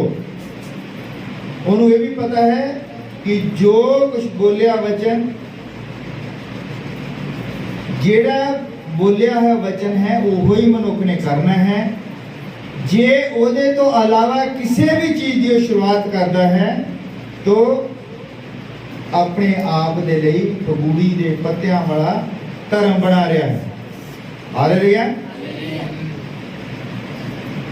ਔਰ ਇੱਥੇ ਜਿਹੜਾ ਪਤਰਸ ਹੈ, ਪਤਰਸ ਪ੍ਰਭੂ ਯਿਸੂ ਮਸੀਹ ਤੋਂ ਥੋੜਾ ਜਿਹਾ ਦੂਰ ਹੀ ਰਹਿੰਦਾ ਹੁੰਦਾ ਹੈ। ਮੈਂ ਤੁਹਾਨੂੰ ਇੱਕ ਛੋਟੀ ਜਿਹੀ ਦੱਸਦਾ ਕਿ ਵਚਨ ਦੇ ਵਿੱਚ ਮੈਂ ਜਿਹੜਾ ਗੱਲ ਆਪਾਂ ਆਮ ਗੱਲਾਂ ਕਰਦੇ ਇਦਾਂ ਹੀ ਮੈਂ ਤੁਹਾਨੂੰ ਦੱਸਦਾ ਕਿ ਪਤਰਸ ਨੂੰ ਪ੍ਰਭੂ ਯਿਸੂ ਮਸੀਹ ਨੇ ਇੱਕ ਵਾਰ ਕਿਹਾ ਕਿ ਤੇਰੇ ਹੱਥ ਜਿਹੜੇ ਹਨ, ਕਿ ਉਹਦੀ ਮੌਤ ਬਾਰੇ ਦੱਸ ਰਿਹਾ, ਕੋਈ ਹੋਰ ਤੇਰੇ ਲੱਕ ਨੂੰ ਬੰਨੇਗਾ। ਔਰ ਪਤਰਸ ਨੇ ਕਿਹਾ ਕਿ ਜਦ ਮੈਂ ਇੱਥੇ ਦੂਰ ਹਾਂ, ਥੋੜਾ ਅਲੱਗ ਵੀ ਰਹਿੰਦਾ ਹਾਂ ਤੇ ਮੇਰਾ ਇਹ ਹਾਲ ਹੋਣਾ ਹੈ, ਮੈਂ ਇਸ ਮੌਤ ਮਰਨਾ ਹੈ, ਤਾਂ ਪ੍ਰਭੂ ਯਿਸੂ ਮਸੀਹ ਨੂੰ ਕਹਿੰਦਾ ਕਿ ਆਹ ਜਿਹੜਾ ਪ੍ਰਭੂ ਜਿਹੜਾ ਤੇਰੀ ਹਿੱਕ ਦੇ ਨਾਲ ਧਾਸ ਨਾਲ ਲਾ ਕੇ ਰੱਖਦਾ, ਇਹਦਾ ਕੀ ਬਣੂਗਾ। ਜਿੰਨਾ ਪ੍ਰਭੂ ਦੇ ਕੋਈ ਨਜ਼ਦੀਕ ਹੈ ਉਹਨਾਂ ਵੱਧ ਉਹ ਪ੍ਰੀਖਿਆਵਾਂ ਦੇ ਵਿੱਚ ਪੈ ਸਕਦਾ ਹੈ। ਹਾਲੇਲੂਇਆ। ਪ੍ਰਭੂ ਯਿਸੂ ਮਸੀਹ ਨੇ ਉਹਨੂੰ ਕਿਹਾ ਵੀ ਤੈਨੂੰ ਕੀ, ਇਹਦੇ ਬਾਰੇ ਸੋਚਿਆ ਤਾਂ ਤੈਨੂੰ ਕੀ। ਪਰ ਉਹ ਬੰਦਾ ਜਿਹੜਾ ਪ੍ਰਭੂ ਯਿਸੂ ਮਸੀਹ ਦੀ ਹਿੱਕ ਦੇ ਨਾਲ ਧਾਸ ਨਾਲ ਲਾ ਕੇ ਰੱਖਦਾ ਸੀ, ਉਹਨੂੰ ਗਰੀਸ ਦੇ ਕੜਾਹੇ ਦੇ ਵਿੱਚ ਉਬਾਲਿਆ ਗਿਆ। ਪਰ ਉਹਦੇ ਨਾਲ ਵਾਅਦਾ ਸੀ ਕਿ ਇਹ ਤੁਹਾਡੇ ਵਿੱਚੋਂ ਬਹੁਤ ਸਾਰੇ ਕਹਿੰਦਾ ਇਦਾਂ ਦੇ ਹਨ ਜਿਹੜਾ ਮੇਰੇ ਆਉਣ ਨੂੰ ਦੇਖਣਗੇ, ਉਦੋਂ ਤੱਕ ਨਹੀਂ ਮਰਨਗੇ। ਉਹੋ ਹੀ ਯਹੂਨਾ ਜਿਹੜਾ ਹੈ, ਯਹੂਨਾ, ਪਤਰਸ ਤੇ ਯਾਕੂਬ ਜਿਹੜੇ ਆ ਇਹੀ ਦੇਖਦੇ ਆ, ਇਹੋ ਹੀ ਨੇ ਮਰੇ। ਕਿਉਂਕਿ ਉਹ ਜਿਹੜਾ ਯਹੂਨਾ ਹੈ ਉਹ ਸਭੋ ਕੁਝ ਦੇਖਦਾ ਹੈ। ਪ੍ਰਕਾਸ਼ ਦੀ ਪੋਥੀ ਉਹਨੇ ਲਿਖੀ ਹੈ। ਔਰ ਇੱਥੇ ਗੱਲ ਹੈ ਕਿ ਇਹ ਜਦ ਪਤਰਸ ਜਿਹੜਾ ਕਹਿੰਦਾ ਹੈ ਕਿ ਪ੍ਰਭੂ ਜਿਉਣ ਦੀਆਂ ਗੱਲਾਂ ਤੇਰੇ ਕੋਲ ਹਨ, ਅਸੀਂ ਕਿਹਦੇ ਕੋਲ ਜਾਈਏ, ਤੇ ਇਹ ਪਤਰਸ ਜਿਹੜਾ ਹੈ ਇਹਨੇ ਕਿਸ ਤਰ੍ਹਾਂ ਇਹ ਗੱਲ ਕਹਿ ਸਕਿਆ, ਕਿਉਂਕਿ ਉਹ ਪ੍ਰਭੂ ਯਿਸੂ ਮਸੀਹ ਦੇ ਗੁਣ ਤਾਂ ਬਹੁਤ ਸਾਰੇ ਹਨ, ਗੱਲਾਂ ਬਹੁਤ ਹਨ, ਪਰ ਮੈਂ ਤੁਹਾਡੇ ਨਾਲ ਸਾਂਝਾ ਕਰਦਾ ਉਹ 7 ਗੱਲਾਂ ਤੋਂ ਪੱਕ ਜਾਣਦਾ ਸੀ ਪ੍ਰਭੂ ਯਿਸੂ ਮਸੀਹ ਬਾਰੇ। ਜਿਹੜਾ ਉਸਨੇ ਕਿਹਾ ਕਿ ਪ੍ਰਭੂ ਜੀਵਨ ਦੀਆਂ ਗੱਲਾਂ ਤੇਰੇ ਕੋਲ ਹਨ, ਅਸੀਂ ਕਿਹਦੇ ਕੋਲ ਜਾਈਏ। ਉਹ ਇਸ ਤਰ੍ਹਾਂ ਤਾਂ ਕਹਿ ਸਕਿਆ ਕਿਉਂਕਿ ਜਾਣਦਾ ਸੀਗਾ ਕਿ ਇਹੋ ਹੀ ਰਾਹ ਹੈ। ਪ੍ਰਭੂ ਯਿਸੂ ਮਸੀਹ ਰਾਹ ਹੈ। ਔਰ ਦੂਜੀ ਗੱਲ ਉਹ ਜਾਣਦਾ ਸੀ ਕਿ ਇਹੋ ਹੀ ਦਰਵਾਜ਼ਾ ਹੈ, ਇਹ ਹੀ ਸਚਾਈ ਹੈ, ਇਹੀ ਚਾਨਣ ਹੈ, ਇਹੀ ਉਹ ਨੀਂਹ ਹੈ ਜਿਹਦੇ ਉੱਤੇ ਅਸੀਂ ਉਸਾਰੀ ਕਰ ਸਕਦੇ ਹਾਂ। ਇਹੀ ਜੀਵਤ ਜਲਦਾ ਸੁੱਤਾ ਹੈ, ਇਹੋ ਹੀ ਕੱਲ ਅੱਜ ਤੇ ਯੁਗੋ ਯੁਗ ਕੋਈ। ਇਹਨਾਂ ਪਤਰਸ ਚੰਗੀ ਤਰ੍ਹਾਂ ਜਾਣਦਾ ਸੀ, ਉਹਨੂੰ ਪਤਾ ਸੀ ਕਿ ਇਹੋ ਹੀ ਰਾਹ ਹੈ। ਔਰ ਇਹਦੇ ਤੋਂ ਬਿਨਾਂ ਜਿੰਨੇ ਵੀ ਰਾਹ ਮਨੁੱਖ ਨੇ ਬਣਾਏ ਹਨ ਉਹ ਸਾਰੇ ਹੀ ਮੌਤ ਵੱਲ ਜਾਂਦੇ। ਬਹੁਤ ਸਾਰੇ ਲੋਕ ਕਹਿੰਦੇ ਇੱਕੋ ਹੀ ਹੈ ਜੀ, ਇੱਕ ਜਗ੍ਹਾ ਜਾਣਾ ਹੈ, ਰਾਹ ਵੱਖ-ਵੱਖ ਹੋ ਸਕਦੇ ਹਨ। ਤੁਸੀਂ ਸੁਣਿਆ ਕਦੀ ਬਹੁਤ ਸਾਰੇ ਲੋਕ ਕਹਿੰਦੇ ਵੀ ਰਾਸਤੇ ਵੱਖ-ਵੱਖ ਹਨ, ਇੱਕੋ ਹੀ ਜਗ੍ਹਾ ਜਾਣਾ ਹੈ, ਪਰ ਰਾਸਤਾ ਵੀ ਇੱਕੋ ਹੀ ਹੈ। ਉਹ ਤੋਂ ਇਲਾਵਾ ਜਿੰਨੇ ਵੀ ਲੋਕਾਂ ਨੇ ਰਾਹ ਬਣਾਏ ਹਨ ਉਹ ਤੁਹਾਨੂੰ ਦੂਸਰੇ ਪਾਸੇ ਲੈ ਜਾਂਦੇ ਹਨ, ਉਹ ਮੌਤ ਵੱਲ ਲੈ ਜਾਂਦੇ ਹਨ। ਹੁਣ ਰਾਸਤੇ ਵੱਖਰੇ ਵੱਖਰੇ, ਮੰਨ ਲਓ ਵੀ ਹੁਸ਼ਿਆਰਪੁਰ ਇੱਧਰ ਹੈ ਤੇ ਤੁਸੀਂ ਜਲੰਧਰ ਤੋਂ ਪੈ ਜਾਓ ਉੱਧਰ ਨੂੰ, ਪਠਾਨਕੋਟ ਵੱਲ ਨੂੰ, फिर अगे चल जाओगे जम्मू कश्मीर, अगे हुशियारपुर नहीं आएगा। रास्ता भी सही फड़ना पैना है जे तुसी मंजिल सही ते जाना है। ते पतरस चंगी तरह जानदा सी एहो ही वो राह है, और उस राह ते चलदे चलदे जिथे तुसी एंट्री होना है अगे जाके स्वर्ग दा दरवाजा भी एहो ही है। ये पतरस चंगी तरह जानदा सी कि तुसी अज इत्थे इकट्ठे होए हो, तुसी जानदे हो कि प्रभु यीशु मसीह राह है। आमीन कहो, हालेलुया। आमीन ता कहना कि ਜਦੋਂ ਉੱਥੇ ਇਹਦੇ ਵਿੱਚ ਆਵਾਜ਼ ਆਉਂਦੀ ਹੈ ਨਾ ਤੇ ਉਹ ਕਹਿਣਾ ਕਿ ਮੋਰੇ ਘਰੇ ਸਾਰੇ ਸੁੱਤੇ ਆ। ਤੁਹਾਡੀ ਆਮੀਨ ਦੀ ਆਵਾਜ਼ ਜਿਹੜੀ ਹੈ ਚੰਗੀ ਤਰ੍ਹਾਂ ਰਿਕਾਰਡ ਹੋਣੀ ਚਾਹੀਦੀ ਹੈ। ਹੌਲੀ ਨਹੀਂ ਆਮੀਨ ਜਿਹੜਾ ਹੈ, ਆਮੀਨ ਹੌਲੀ ਨਹੀਂ ਕਹਿਣਾ ਹੁੰਦਾ। ਜਦੋਂ ਪੁੱਛਿਆ ਜਾਂਦਾ ਹੈ ਕਿ ਤੁਹਾਨੂੰ ਪਤਾ ਹੈ ਯੀਸ਼ੂ ਮਸੀਹ ਕੱਲ ਅੱਜ ਤੇ ਯੁਗੋ ਜੋ ਇੱਕੋ ਜਿਹਾ ਹੈ, ਤੁਸੀਂ ਆਮੀਨ ਕਹਿਣਾ ਹੁੰਦਾ। ਤੁਹਾਨੂੰ ਇਹ ਸਮਝ ਆਉਣੀ ਚਾਹੀਦੀ ਹੈ। ਹਾਲੇਲੂਇਆ। ਉਹ ਜਾਣਦਾ ਸੀ ਇਹੋ ਹੀ ਦਰਵਾਜ਼ਾ ਹੈ, ਇਹੋ ਹੀ ਸਚਾਈ ਹੈ। ਯੀਸ਼ੂ ਮਸੀਹ ਤੋਂ ਇਲਾਵਾ ਦੁਨੀਆ ਦੇ ਵਿੱਚ ਕੋਈ ਵੀ ਸਚਾਈ ਨਹੀਂ ਹੈ। ਕੀ ਤੁਸੀਂ ਜਾਣਦੇ ਹੋ? ਜਦ ਪੁੱਛ ਰਿਹਾ ਕਿੱਦਾਂ ਜਾਣਦੇ ਹੋ, ਦੱਸ ਨਹੀਂ ਹੋਣਾ। ਚੰਗੀ ਤਰ੍ਹਾਂ ਸੁਣੋ ਧਿਆਨ ਨਾਲ। ਯੀਸ਼ੂ ਮਸੀਹ ਹੀ ਸਚਾਈ ਹੈ, ਉਸ ਤੋਂ ਬਿਨਾ ਕੁਝ ਵੀ ਸਚਾਈ ਨਹੀਂ ਹੈ। ਤੁਹਾਨੂੰ ਪਤਾ ਹੈ ਸੰਸਾਰ ਕਿੱਥੋਂ ਬਣਿਆ? ਸੰਸਾਰ ਕਿੱਥੋਂ ਬਣਿਆ? सोचो पिछे शुरू ਦੇ ਵਿੱਚ ਜਾਓ ਕਿ ਸੰਸਾਰ ਕਿੱਦਾਂ ਬਣਿਆ। ਜਦੋਂ ਕੁਝ ਵੀ ਨਹੀਂ ਸੀ। और मैं कहना कि आ ਜਿਹੜਾ ਸ਼ਬਦ ਹੈ ਕੁਝ ਵੀ ਨਹੀਂ ਤੋਂ ਵੀ ਪਹਿਲਾਂ, ਆ ਵੀ ਸ਼ਬਦ ਜਿਹੜਾ ਜਿਹਨੂੰ ਆਪਾਂ ਕੁਝ ਵੀ ਨਹੀਂ ਕਹਿੰਦੇ, ਕੁਝ ਵੀ ਨਹੀਂ ਤੋਂ ਪਹਿਲਾਂ ਵੀ ਯਿਸੂ ਮਸੀਹ ਸੀ। हालेलुया। हालेलुया। ये सच्चाई है, ਉਹ ਹੀ ਚਾਨਣ ਹੈ। ਤੇ ਪਤਰਸ ਜਾਣਦਾ ਹੈ। ਮੈਨੂੰ ਨਹੀਂ ਪਤਾ ਤੁਸੀਂ ਜਾਣਦੇ ਕਿ ਨਹੀਂ ਜਾਣਦੇ। ਮੈਂ ਤਾਂ ਤੁਹਾਨੂੰ ਪਤਰਸ ਦੀ ਗੱਲ ਦੱਸ ਰਿਹਾ, ਤੁਹਾਨੂੰ ਬਾਅਦ ਚ ਮੈਂ ਪੁੱਛੂੰਗਾ। ਪਤਰਸ ਜਾਣਦਾ ਸੀ ਕਿ ਉਹ ਹੀ ਚਾਨਣ ਹੈ। ਤੁਸੀਂ ਜਾਣਦੇ ਹੋ ਉਹ ਹੀ ਚਾਨਣ ਹੈ? ਕਿੱਦਾਂ ਜਾਣਦੇ ਆ ਤੁਸੀਂ? ਕਿੱਦਾਂ ਜਾਣਦੇ ਹੋ ਚਾਨਣ ਹੈ? ਪਤਾ ਤੁਹਾਨੂੰ? ਮੈਂ ਬਹੁਤ ਵਾਰੀ ਦੱਸਿਆ। जब असी उत्पत्ति की किताब पढ़ते हैं उसकी तीसरी आयत ਵਿੱਚ लिखा है कि परमेश्वर ने चानਣ बनाया। सूरज तारिਆਂ ਦੀ ਗੱਲ नहीं करता, ਉਹਨੇ ਚਾਨਣ बनाया। ਇਹ सूरज चंद तारे सब ਜਿਹੜੇ ਹੈ ਉਹਦੇ ਵਿੱਚੋਂ ਚਾਨਣ ਲੈ ਸਕੇ परमेश्वर ने सोर्स बनाया। ਉਹ ਚੀਜ਼ ਬਣਾਈ ਹੈ ਜਿਹਦੇ ਵਿੱਚੋਂ ਚਾਨਣ ਨਿਕਲਣਾ। ਕੋਈ ਉਹ ਕੀ ਸੀ? ਉਹ ਪ੍ਰਭੂ ਯਿਸੂ ਮਸੀਹ ਸੀ। हालेलुया।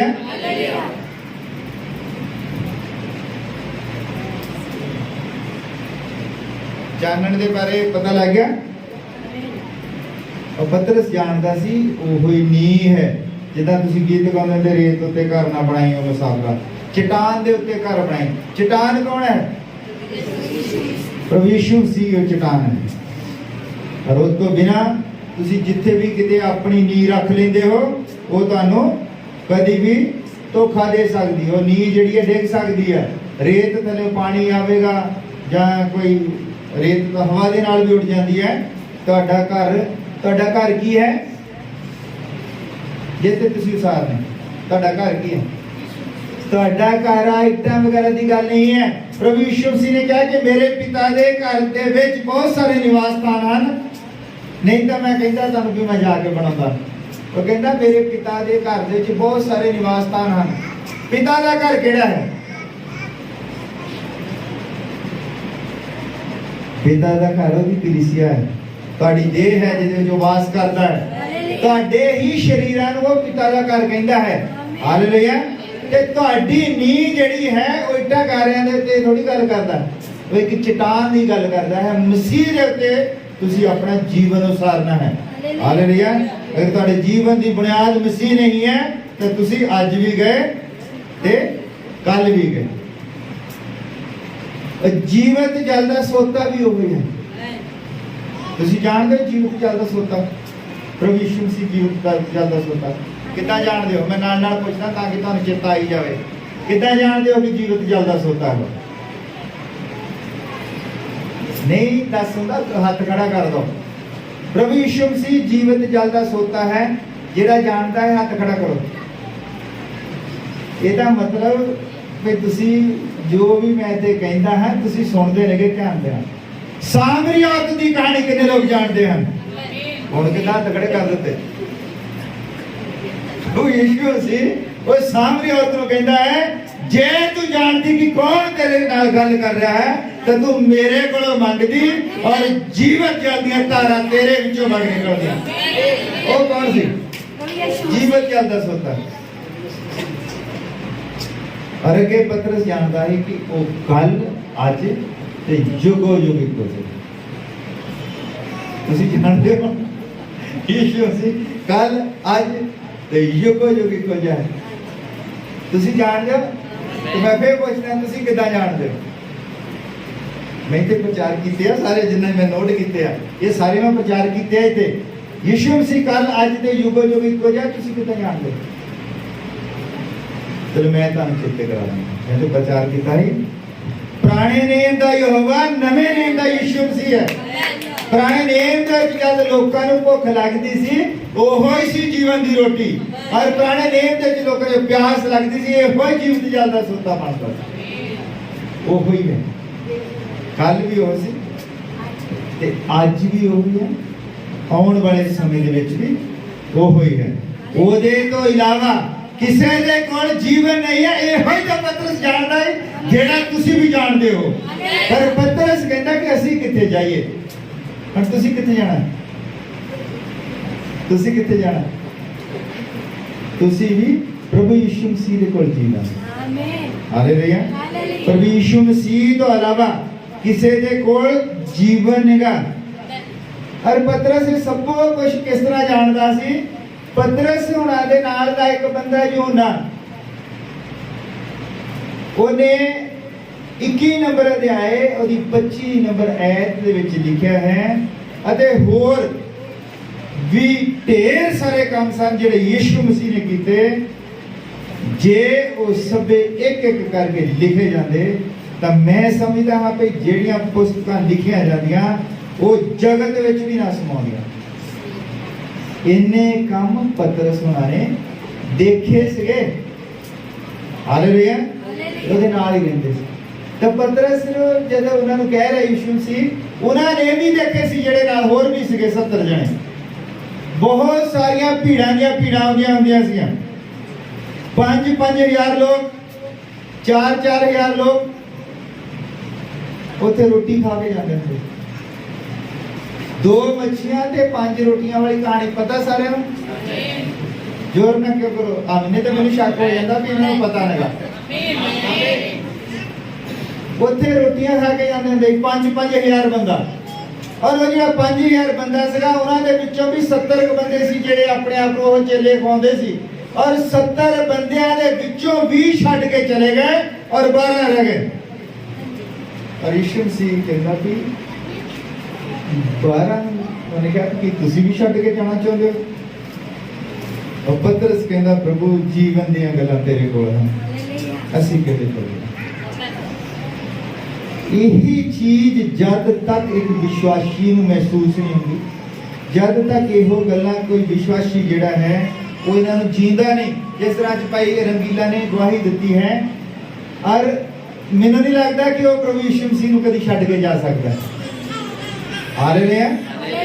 ਕਿਉਂਕਿ ਜਦ ਬੰਦੇ ਦਾ ਪ੍ਰਭੂ ਦੇ ਨਾਲ ਪਰਸਨਲ ਤਜਰਬਾ ਹੁੰਦਾ ਹੈ ਫਿਰ ਹੀ ਉਹ ਕੁਝ ਕਹਿ ਸਕਦਾ ਹੈ। ਆਹ ਜਿਹੜੀਆਂ ਗੱਲਾਂ ਮੈਂ ਤੁਹਾਨੂੰ ਸੁਣਾਈਆਂ ਹਨ ਇਹ ਤੁਸੀਂ ਬਾਈਬਲ ਦੇ ਵਿੱਚ ਸੁਣੀਆਂ ਹਨ।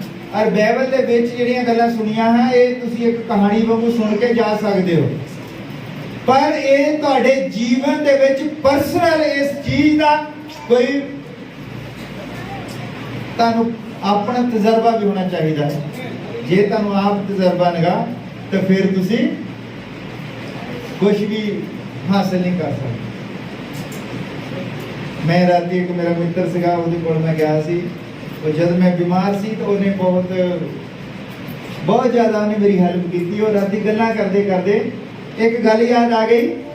ਉਹ ਕਹਿੰਦਾ ਕਿ ਭਾਈ ਜੀ ਮੈਂ ਕਿਹਾ ਵੀ ਤੁਸੀਂ ਮੇਰੀ ਬੜੀ ਮਦਦ ਕੀਤੀ। ਕਹਿੰਦੇ ਵੀ ਮੈਨੂੰ ਇੱਕ ਗੱਲ ਕਹਿੰਦੇ ਮੈਨੂੰ ਭੁੱਲਣੀ ਨਹੀਂ ਕਦੀ ਵੀ। ਮੈਂ ਕਿਹਾ ਕਿਹੜੀ ਗੱਲ ਸੀ? ਉਹ ਕਹਿੰਦੇ ਵੀ ਜਦੋਂ ਅਸੀਂ ਤੁਹਾਨੂੰ ਲੈ ਕੇ ਜਾ ਰਹੇ ਸੀ, ਡਾਕਟਰ ਕਹਿੰਦੇ ਕਿ ਉੱਥੇ ਲੈ ਕੇ ਜਾਓ ਐਮਰਜੈਂਸੀ ਵਾਰਡ ਦੇ ਵਿੱਚ। ਉਹ ਜਿਹੜੀ ਰੇੜੀ ਦੇ ਉੱਤੇ ਇੱਕੋ ਰੇੜੀ ਸਾਨੂੰ ਲੱਭੀ, ਰੇੜੀ ਦੇ ਜਿਹੜੇ ਟਾਇਰ ਸੀਗੇ ਖਰਾਬ ਸੀ। ਉਹ ਵਿਚਾਰਾ ਉਧਰ ਨੂੰ ਲੈ ਕੇ ਜਾਂਦਾ ਸੀ, ਰੇੜੀ ਐ ਨੂੰ ਮੁੜ ਜਾਂਦੀ ਸੀ। ਉਹ ਬੜੀ ਮੁਸ਼ਕਲ ਦੇ ਨਾਲ ਧੱਕਾ ਧੁੱਕਾ ਲਾ ਕੇ ਕਬਾੜ ਦੇ ਵਿੱਚ ਜਦੋਂ ਲੈ ਗਿਆ ਨਾ, ਬੜੀ ਮੁਸ਼ਕਲ ਚੜਾਈ ਸੀਗੀ। ਜਦੋਂ ਉੱਥੇ ਲੈ ਗਿਆ ਤਾਂ ਉੱਥੇ ਲੋਕ ਲੱਗਾ। ਜਿੱਧਰੋਂ ਹੈ ਉਧਰ ਹੀ ਵਾਪਸ ਜਾਓ, ਉਧਰ ਦੀ ਰਸਤਾ। ਅਰੇ ਮੈਂ ਮਹਿਸੂਸ ਕੀਤਾ ਰਾਤੀ ਵੀ ਸ਼ੈਤਾਨ ਜਿਹੜਾ ਉਹ ਵੱਧ ਤੋਂ ਵੱਧ ਲੇਟ ਕਰਨ। ਸ਼ੈਤਾਨ ਨੇ ਸਾਰੇ ਪਾਸੋਂ ਦਰਵਾਜ਼ੇ ਬੰਦ ਕੀਤੇ ਸੀਗੇ। ਸ਼ੈਤਾਨ ਜਿਹੜਾ ਹੈ ਉਹ ਤੁਹਾਨੂੰ ਮਾਰਨਾ ਚਾਹੁੰਦਾ ਹਮੇਸ਼ਾ, ਪਰ ਉੱਥੇ ਪ੍ਰਭੂ ਹੀ ਹੈ ਜਿਹੜਾ ਤੁਹਾਨੂੰ ਜੀਵਨ ਦੇ ਸਕਦਾ ਹੈ। ਮੈਂ ਖੁਦ ਜਾਣਿਆ ਕਿ ਜੀਵਨ ਉਹਦੇ ਕੋਲ ਹੈ, ਹੋਰ ਕਿਸੇ ਜੀਵਨ ਦੇ ਡਾਕਟਰਾਂ ਕੋਲ ਦਵਾਈਆਂ ਦੇ ਕਿਤੇ ਕੋਈ ਜੀਵਨ ਨਹੀਂ ਹੈ। ਜੀਵਨ ਉਹਦੇ ਕੋਲ ਹੈ। और प्रभु ने मैंने दोबारा जीवन दिता है। ये प्रचार जेड़ा है ये कोई अपने ज्ञान का विखावा नहीं कि मैनू बहुत ज्ञान है, ज्ञान वंडना नहीं। यो प्रचार जेड़ा है इनू प्रीच कहते, प्रीच टीच नहीं। प्रीच का मतलब है कि प्रभु यीशु मसीह के बारे लोगों को दसना, ना कि उन्होंने संसार बारे सिखाना। प्रभु यीशु मसीह ते संसार दो वख-वख चीज़ां हैं। हालेलुया। ये संसारिक चीज़ां दे लई आज सारी दुनिया लगी हुई है। संसारिक चीज़ां दे पिछे पए होए सारे। कि प्रार्थना कर दो कि आह काम रुकिया हो जाए, प्रार्थना कर दो कि मेरा काम जिहड़ा है वो चंगा चले। अरे मैं अपने सफर का मैं इत्थे अपनी संगति दे विच आले दुआले मैं कदी नहीं ये सुनिया कि कोई मेरे को आया होवे वो कहे कि मेरे लिए प्रार्थना कर दो। क्या जीवन की गल मेरी समझ दे आ गई। ये कदी नहीं किसी ने कही, कदी भी नहीं किसी ने कहा। तुहाडी नहीं मैं गल करदा, बाहर भी बहुत लोग प्रार्थनावां कराउंदे आ लंबियां लंबियां रहना, और उन्हां दी प्रार्थना दा जिहड़ा असली मकसद हुंदा है कि सानू बरकत मिले, साडा जीवन सौखा हो जाए, साडा जिहड़ा जीवन है सुखाला बीत जाए, सानू कोई कष्ट ना होवे, सानू कोई दिक्कत ना होवे। पर आ जिहड़े बंदे हैं 12 ये प्रभु यीशु मसीह दे नाल रहंदे सी। जद इन्हां दे जीवन बारे तुसीं देखदे हो तां इन्हां ने कदी सुख नहीं मंगिया। पतरस चाहुंदा ते बच सकदा सी, जद उहनूं ले के जांदे आ कहंदे कि इहनूं सलीब दे उत्ते करना। जे ਉਹ प्रभु ਦਾ इनकार कर दिंदा बच सकदा सी, पर ਉਹਨੇ ਕਿਹਾ ਕਿ ਮੈਨੂੰ ਟੰਗਿਓ ਜ਼ਰੂਰ, पर इदा ना टंगो जिदा मेरे प्रभु ਨੂੰ ਟੰਗਿਆ ਸੀ, ਮੈਨੂੰ उल्टा करके टंगो, ਉਹਦੇ ਨਾਲੋਂ भी ज्यादा दर्दनाक ਮੈਨੂੰ मौत ਜਿਹੜੀ ਆ ਉਹ ਦਿਓ।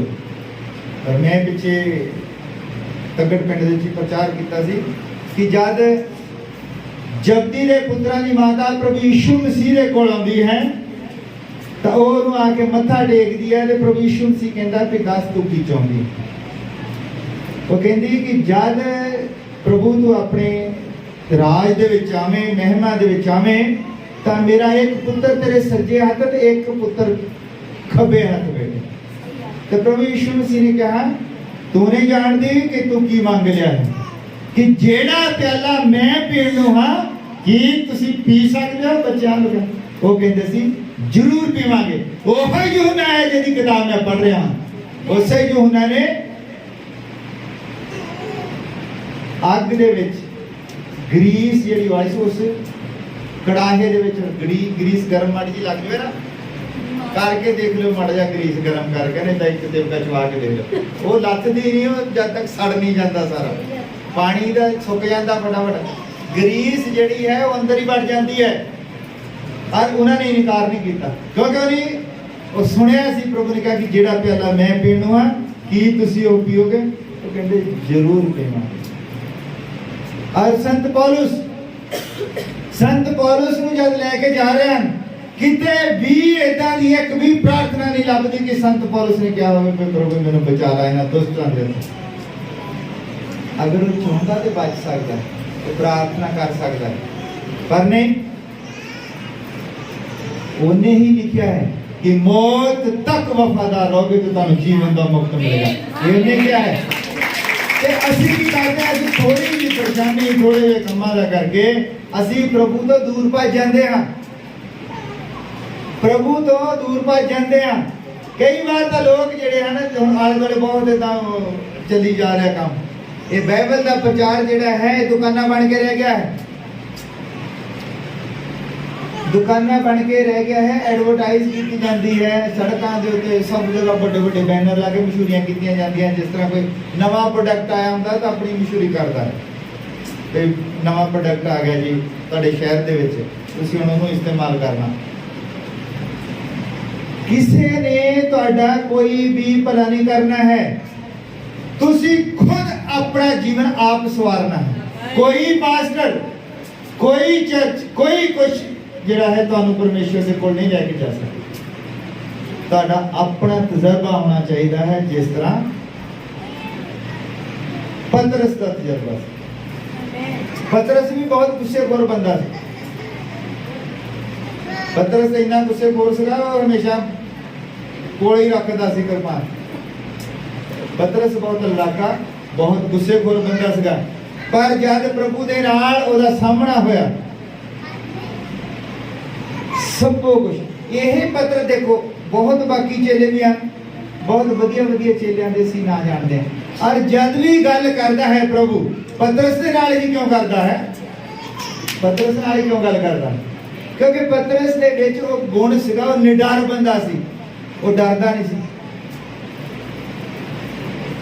ਪਤਰਸ ਇਦਾਂ ਦਾ ਬੰਦਾ ਸੀ। ਪਰਮੇਸ਼ਰ ਨੂੰ ਡਰਪੋਕ ਲੋਕ ਨਹੀਂ ਚਾਹੀਦੇ ਹਨ। ਡਰਪੋਕ ਲੋਕਾਂ ਦਾ ਮਤਲਬ ਕਿ ਤੁਹਾਡੇ ਤੇ ਕਰਜ਼ਾ ਚੜ ਗਿਆ, ਤੁਸੀਂ ਡਰਦੇ ਫਿਰਦੇ ਹੋ ਇਹਦਾ ਕਰਤਾ ਹੋਈ ਨਾ ਤੁਹਾਡੇ, ਤੁਸੀਂ ਬਿਮਾਰ ਹੋ ਗਏ, ਤੁਹਾਡੇ ਕੋਈ ਹੁਣ ਕੀ ਹੋਊਗਾ, ਅਸੀਂ ਬਿਮਾਰ ਸਭ ਕੁਝ ਇਹ ਹੀ ਪਤਰਸ ਕਹਿੰਦਾ। ਫਿਰ ਸਭ ਕੁਝ ਆਪਣੀਆਂ ਸਾਰੀਆਂ ਚਿੰਤਾ ਜੋ ਵੀ ਹੈ ਉਹਦੇ ਉੱਤੇ ਸੁੱਟ ਦਿਓ, ਉਹਨੂੰ ਤੁਹਾਡਾ ਫਿਕਰ ਹੈ। ਹਾਲੇਲੂਇਆ। ਅਰੇ ਪਤਰਸ ਹੀ ਕਹਿੰਦਾ ਹੈ ਕਿ ਪ੍ਰਭੂ ਜੀਵਨ ਦੀਆਂ ਗੱਲਾਂ ਤੇਰੇ ਕੋਲ ਹਨ, ਅਸੀਂ ਕਿਹਦੇ ਕੋਲ ਜਾਈਏ? ਜੀਵਨ ਦੀ ਗੱਲ ਜਿਹੜੀ ਹੈ ਉਹ ਹੈ ਕੀ ਹੈ? ਜੀਵਨ ਦੀ ਗੱਲ ਕਿਹੜੀ ਹੈ? ਜੀਵਨ ਦੀ ਗੱਲ ਕਿਹੜੀ ਹੈ? ਗੱਲਾਂ ਤਾਂ ਅਸੀਂ ਬਹੁਤ ਕਰਦੇ ਹਾਂ, ਜੀਵਨ ਦੀ ਗੱਲ ਕਿਹੜੀ ਹੈ?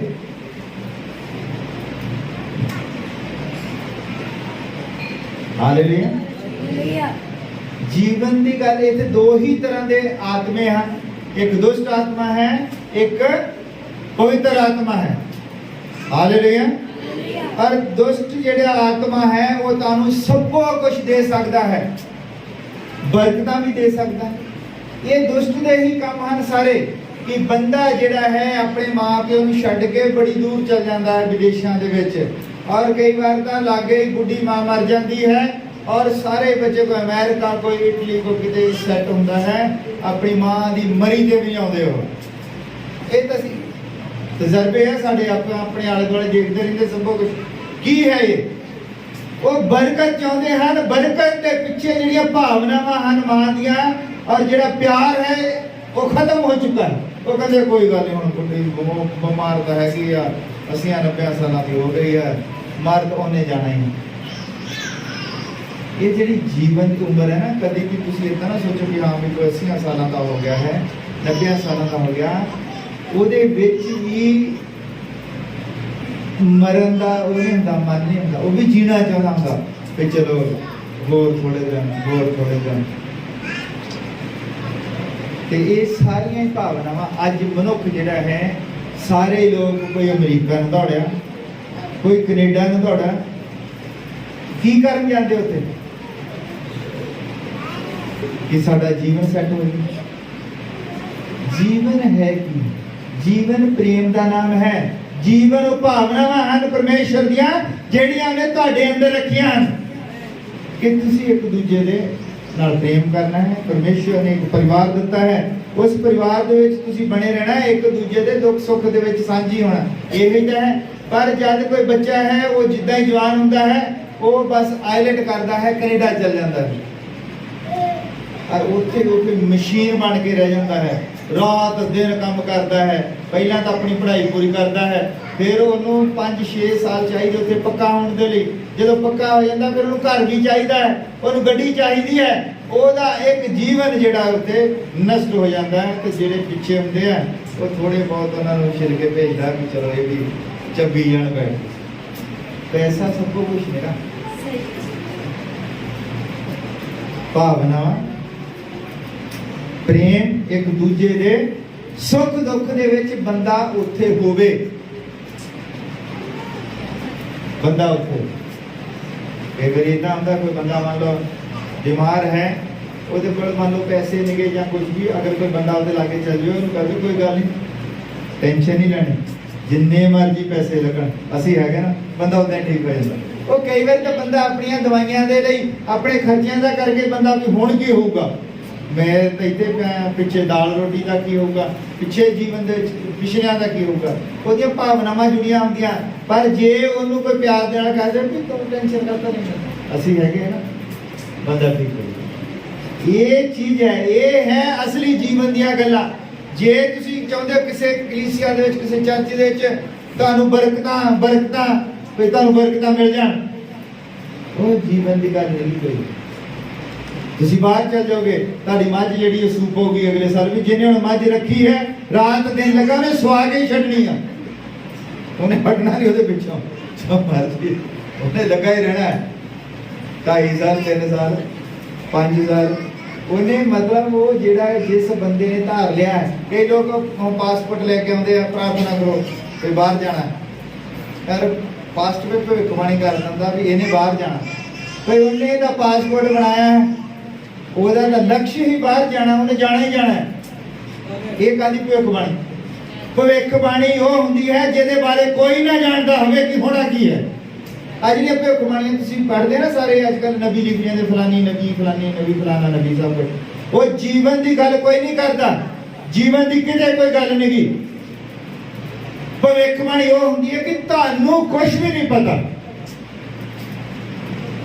ਕਿ ਪਾਸਟਰ ਦੱਸੇ ਕੀ ਹੋਣ ਜਾ ਰਿਹਾ, ਉਹ ਹੈ ਭਵਿੱਖਬਾਣੀ। ਪਰ ਜਿਹਨੂੰ ਪਤਾ ਹੈ ਕਿ ਬੰਦਾ ਹੁਣ ਲੱਗਾ ਹੈ ਦੋ ਇਹਨੇ ਹੁਣ ਨਵੀਂ ਗੱਡੀ ਬਣਾ ਕੇ ਛੱਡਣਾ, ਜੋ ਮਰਜ਼ੀ ਹੋ, ਉਹ ਭਾਵੇਂ ਉਹਨੂੰ ਉਹ ਮਲਸੀਆਂ ਜਾਣਾ ਪਵੇ ਤੇ ਜਿੱਥੇ ਮਰਜ਼ੀ ਉਹਨੇ ਬਣਾ ਕੇ, ਇਹ ਭਵਿੱਖਬਾਣੀ ਨਹੀਂ ਹੁੰਦੀ। ਇਹ ਤਾਂ ਤੁਸੀਂ ਲੱਗੇ ਹੋ, ਜਿਹੜਾ ਕੰਮ ਪ੍ਰੋਸੈਸ ਦੇ ਵਿੱਚ ਪਿਆ ਹੋਇਆ ਹੈ ਉਹ ਭਵਿੱਖਬਾਣੀ ਨਹੀਂ ਗੀ। ਭਵਿੱਖਬਾਣੀ ਉਹ ਹੈ ਕਿ ਤੁਸੀਂ ਤਾਂ ਕੰਮ ਕਦੀ ਏਦਾਂ ਕੰਮ ਹੋਣਾ ਹੈ, ਤੁਸੀਂ ਹੈਰਾਨ ਹੋ ਜਾਓ ਕਿ ਇਹ ਕਿੱਦਾਂ ਹੋਵੇਗਾ, ਅਸੀਂ ਤਾਂ ਕਦੀ ਇਹਦੇ ਬਾਰੇ ਸੋਚਿਆ, ਉਹ ਹੈ ਭਵਿੱਖਬਾਣੀ। ਪਰ ਜਿਹੜਾ ਕੰਮ ਤੁਸੀਂ ਧਾਰ ਲਿਆ ਹੈ, ਜਿਹਦੇ ਬਾਰੇ ਤੁਸੀਂ ਪ੍ਰਾਰਥਨਾ ਕਰਾਉਣ ਗਏ ਹੋ, ਉਹ ਭਵਿੱਖਬਾਣੀ ਨਹੀਂ ਗੀ। ਅੱਜ ਕੱਲ੍ਹ ਦਾ ਖਾਣ ਪਾਣ ਇਦਾਂ ਦਾ, ਮੈਂ ਇੱਥੇ ਕਹਿ ਦਵਾਂ ਵੀ ਕਿਸੇ ਭੈਣ ਜਿਹੜੀ ਆ ਉਹਦੇ ਪੇਟ ਦੇ ਵਿੱਚ ਮੱਠਾ ਦਰਦ ਹੁੰਦਾ ਹੈ, ਉਹ ਨਿਕਲ ਹੀ ਆਉਣਾ। ਮੈਂ ਕਹਿ ਦਵਾਂ ਕਿ ਕੋਈ ਭਾਈ ਜਿਹੜਾ ਹੈ ਉਹਦੇ ਪੇਟ 'ਚ ਦਰਦ ਹੈ, ਉਹਦੇ ਗੋਡੇ 'ਚ ਦਰਦ ਰਹਿੰਦਾ, ਖੜਾ ਹੋ ਜਾਓ, ਉਹ ਇੱਕ ਅੱਧਾ ਖੜਾ ਹੋ ਹੀ ਜਾਣਾ ਹੁੰਦਾ ਨਾ।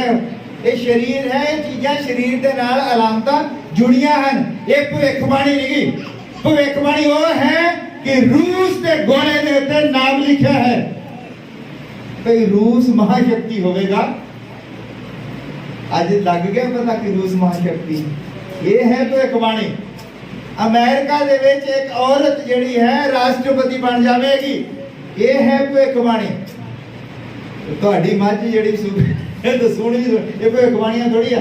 ਭਵਿੱਖਬਾਣੀ ਜਿਹੜੀ ਹੁੰਦੀ ਉਹ ਵਰਲਡ ਵਾਈਡ ਹੁੰਦੀ ਹੈ, ਕਿਉਂਕਿ ਭਵਿੱਖਬਾਣੀ ਪਰਮੇਸ਼ਰ ਵੱਲੋਂ ਆਉਂਦੀ ਹੈ। ਤਾਂ ਪਰਮੇਸ਼ਰ ਦੇ ਲਈ ਇਹ ਧਰਤੀ ਜਿਹੜੀ ਹੈ ਮਟਰ ਦੇ ਦਾਣੇ ਬਰਾਬਰ ਹੈ, ਔਰ ਉਹ ਜਿਹੜੀ ਭਵਿੱਖਬਾਣੀ ਕਰਦਾ ਹੈ ਉਹ ਸਾਰੀ ਦੁਨੀਆ ਦੇ ਲਈ ਹੁੰਦੀ ਹੈ। ਭਵਿੱਖਬਾਣੀ ਦਾ ਮਤਲਬ ਇਹ ਨਹੀਂਗਾ, ਭਵਿੱਖਬਾਣੀ ਇਹ ਹੁੰਦੀ ਹੈ ਕਿ ਬਿਨਾ, ਜਦੋਂ ਉਸ ਟਾਈਮ ਦੀ ਗੱਲ ਹੈ ਜਦੋਂ ਕੁਝ ਨਹੀਂ ਸੀ ਪਤਾ, ਜਦੋਂ ਕਾਰਾਂ ਵੀ ਨਹੀਂ ਸੀ ਹੁੰਦੀਆਂ, ਉਦੋਂ ਕੋਈ ਬੰਦਾ ਇਦਾਂ ਦੀ ਭਵਿੱਖਬਾਣੀ ਕਰ ਦੇਵੇ ਤੇ ਇੱਕ ਕਾਰ ਹੋਵੇਗੀ, ਪਾਣੀ 'ਚ ਵੀ ਚੱਲੇਗੀ ਤਾਂ ਹਵਾ 'ਚ ਉੜੇਗੀ, ਬਿਨਾਂ ਹੀ ਡਰਾਈਵਰ ਤੋਂ ਕੰਮ ਕਰੇਗੀ, ਉਹਨੂੰ ਕਹਿੰਦੇ ਭਵਿੱਖਬਾਣੀ। ਭਵਿੱਖਬਾਣੀ ਉਹਨੂੰ ਕਹਿੰਦੇ ਆ ਕਿ ਜਦ ਕਿਸੇ ਨੇ ਸੁਣਿਆ ਵੀ ਨਾ ਹੋਵੇ, ਬੱਦਲ ਬਾਰੇ ਕਿਸੇ ਨੂੰ ਪਤਾ ਨਾ ਹੋਵੇ, ਪਾਣੀ ਬਾਰੇ ਕਿਸੇ ਨੂੰ ਪਤਾ ਨਾ ਹੋਵੇ, ਔਰ ਨਬੀ ਖੜਾ ਹੋਵੇ ਕਹੇਗਾ ਮੀਂਹ ਪਵੇਗਾ, ਉਹਨੂੰ ਕਹਿੰਦੇ ਭਵਿੱਖਬਾਣੀ। ਕੋਈ ਲੋਕੀ ਉਲਝ ਕੇ ਰਹਿ ਜਾਣ ਮੀਂਹ ਹੁੰਦਾ ਕੀ ਹੈ, ਉਹਨੂੰ ਭਵਿੱਖਬਾਣੀ ਕਹਿੰਦੇ ਆ। ਤੁਸੀਂ ਇਹਨਾਂ ਨੂੰ ਭਵਿੱਖਬਾਣੀਆਂ ਨਾ ਸਮਝੋ ਕਿ ਉਹ ਟੀਵੀ ਦੇ ਉੱਤੇ ਕਹਿੰਦੇ ਤੁਹਾਡੇ ਲਈ ਭਵਿੱਖਬਾਣੀ ਹੋਣ ਜਾ ਰਹੀ ਹੈ। ਇਹ ਭਵਿੱਖਬਾਣੀਆਂ ਨਹੀਂ ਆ, ਭਵਿੱਖਬਾਣੀ ਨੂਹ ਨੇ ਕੀਤੀ ਸੀ। ਹਾਲੇਲੂਇਆ। ਭਵਿੱਖਬਾਣੀ ਜਦੋਂ ਪਰਮੇਸ਼ਰ ਕਿਸੇ ਬੰਦੇ ਦੇ ਨਾਲ ਆ ਕੇ ਗੱਲ ਕਰਦਾ ਹੈ ਕਿ ਭਵਿੱਖ ਦੇ ਵਿੱਚ ਇਦਾਂ ਹੋਵੇਗਾ, ਉਹਨੂੰ ਕਹਿੰਦੇ ਭਵਿੱਖ। ਆ ਜਿਹੜੀਆਂ ਭਵਿੱਖਬਾਣੀਆਂ ਬੰਦਾ ਕਹਿੰਦਾ ਮੈਂ ਸਵੇਰੇ ਬੁਰਸ਼ ਕਰ ਰਿਹਾ ਸੀ ਔਰ ਮੈਂ ਬੁਰਸ਼ ਕਰਨ ਤੋਂ ਪਹਿਲਾਂ ਜਿੱਦਾਂ ਹੀ ਮੈਂ ਕੋਲਗੇਟ ਲਾਈ ਤੇ ਕੋਲਗੇਟ ਲਾਈ ਹੁਣ ਦੰਦ ਤਾਂ ਸਾਫ਼ ਹੋਣੇ ਹੀ ਹੋਣੇ ਨਾ। ਤੇ ਭਵਿੱਖਬਾਣੀ ਥੋੜੀ ਹੈ ਕਿ ਦੰਦ ਸਾਫ਼ ਹੋ ਜਾਣਗੇ। ਇਹ ਇਦਾਂ ਦੀਆਂ ਗੱਲਾਂ ਜਿਹੜੀਆਂ ਨਾ ਇਹ ਭਵਿੱਖਬਾਣੀਆਂ ਨਹੀਂਆਂ, ਤੁਹਾਨੂੰ ਕਿਸੇ ਮਨੋਵਿਗਿਆਨ ਦੇ ਅੰਦਰ ਜਿਹੜਾ ਹੈ ਜਕੜਿਆ ਜਾ ਰਿਹਾ ਹੈ। ਤੁਸੀਂ ਇਸ ਚੀਜ਼ ਨੂੰ ਅਸੀਂ ਕਿਉਂ ਰੌਲਾ ਪਾਉਂਦੇ ਹਾਂ? ਅਸੀਂ ਇਹ ਤਾਂ ਨਹੀਂ ਇਸ ਕਰਕੇ ਨਹੀਂ ਰੌਲਾ ਪਾਉਂਦੇ ਵੀ ਲੋਕ ਸਾਡੇ ਨਾਲ ਜੁੜੇ ਰਹਿਣ। ਅਸੀਂ ਕਹਿੰਦੇ ਕਿ ਜਿੱਥੇ ਮਰਜ਼ੀ ਰਹੋ ਉੱਥੇ ਜਿਹੜਾ ਤੁਸੀਂ ਪ੍ਰਚਾਰ ਸੁਣਦੇ ਹੋ ਔਰ ਦੇਖੋ ਕਿ ਇਹ ਜੀਵਨ ਦੀਆਂ ਗੱਲਾਂ ਹੈਗੀਆਂ ਕਿ ਨਹੀਂ ਹੈਗੀਆਂ। ਕਿ ਜੀਵਨ ਦੀ ਗੱਲ ਹੈ। ਮੈਂ ਬਹੁਤ ਵਾਰੀ ਕਹਿੰਦਾ ਕਿ ਮੰਨ ਲਓ ਲੋਕ ਜਿਹੜੇ ਆ ਬਿਮਾਰ ਹਨ ਉਹ ਚੰਗੇ ਹੋ ਗਏ, ਕਿੰਨੇ ਦੇਰ ਜੀ ਲੈਣਗੇ? ਕੋਈ ਬੰਦਾ ਬਿਮਾਰ ਹੈ ਠੀਕ ਹੋ ਗਿਆ। ਸਾਡਾ ਜੀਵਨ ਹੀ ਥੋੜਾ ਹੈ ਕਿ 70 60 ਇੰਨਾ ਕੀ ਜੀਵਨ ਹੈ। ਇਸ ਜੀਵਨ ਦੇ ਵਿੱਚ ਬੰਦਾ ਕਿੰਨੀ ਕੁ ਦੌੜ ਲਗਾ ਲਏਗਾ, ਕਿੰਨਾ ਕੁਝ ਪ੍ਰਾਪਤ ਕਰ ਲਏਗਾ, ਕੀ ਕਰ ਸਕਦਾ?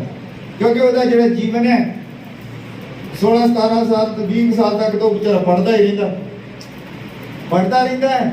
ਉਹਦੇ ਕੋਲ ਫਿਰ ਉਹਦਾ ਵਿਆਹ ਹੋ ਜਾਂਦਾ ਹੈ, ਉਹਦੇ ਬੱਚੇ ਹੋ ਜਾਂਦੇ ਆ, ਉਹ ਬੱਚਿਆਂ ਦੁਆਲੇ ਲੱਗ ਜਾਂਦਾ। ਬੰਦਾ ਆਖਿਰ ਪ੍ਰਾਪਤ ਕੀ ਕਰਨਾ ਚਾਹੁੰਦਾ ਹੈ ਧਰਤੀ ਦੇ ਉੱਤੇ? ਕੀ ਪ੍ਰਾਪਤ ਕਰ ਲਏਗਾ? ਬੰਦਾ ਲੱਗਾ ਵੀ ਰਹੇਗਾ। ਮੰਨ ਲਓ ਅਸੀਂ ਲੱਗ ਜਾਣੇ ਸਾਰੇ ਜਣੇ, ਕੀ ਪ੍ਰਾਪਤ ਕਰ ਲਾਂਗੇ? ਅਸੀਂ ਮੰਨ ਲਓ ਸਾਰੇ ਜਣੇ ਲੱਗ ਕੇ ਪੈਸੇ ਕਮਾ ਕੇ ਇੱਕ ਬਿਲਡਿੰਗ ਬਣਾ ਲੈਂਦੇ ਔਰ ਮਾੜਾ ਜਿਹਾ ਏਦਾਂ ਝਟਕਾ ਧਰਤੀ ਦੇ ਜਿਵੇਂ ਥੱਲੇ ਅਸੀਂ ਸਾਰੇ ਜਣੇ ਮੰਨ ਲਓ ਗੱਡੀ ਲੈ ਲੈਂਦੇ ਆ ਔਰ ਉਤੋਂ ਜਦੋਂ ਗੱਡੀ ਜਾ ਰਹੀ ਆ ਉਤੋਂ ਦਰਖਤ ਦਾ ਟਹਿਣਾ ਡਿੱਗੇ, ਖਤਮ।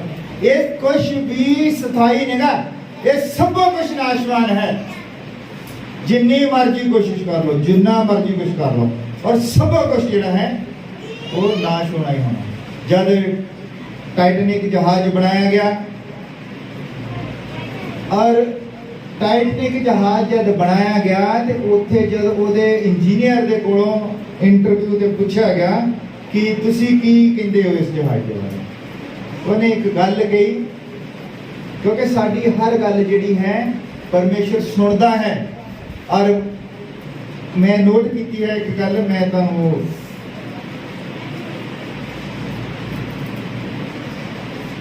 ਕਿਸੇ ਵਿਦਵਾਨ ਨੇ ਲਿਖੀ ਹੈ, और लिखा है कि be careful with your words.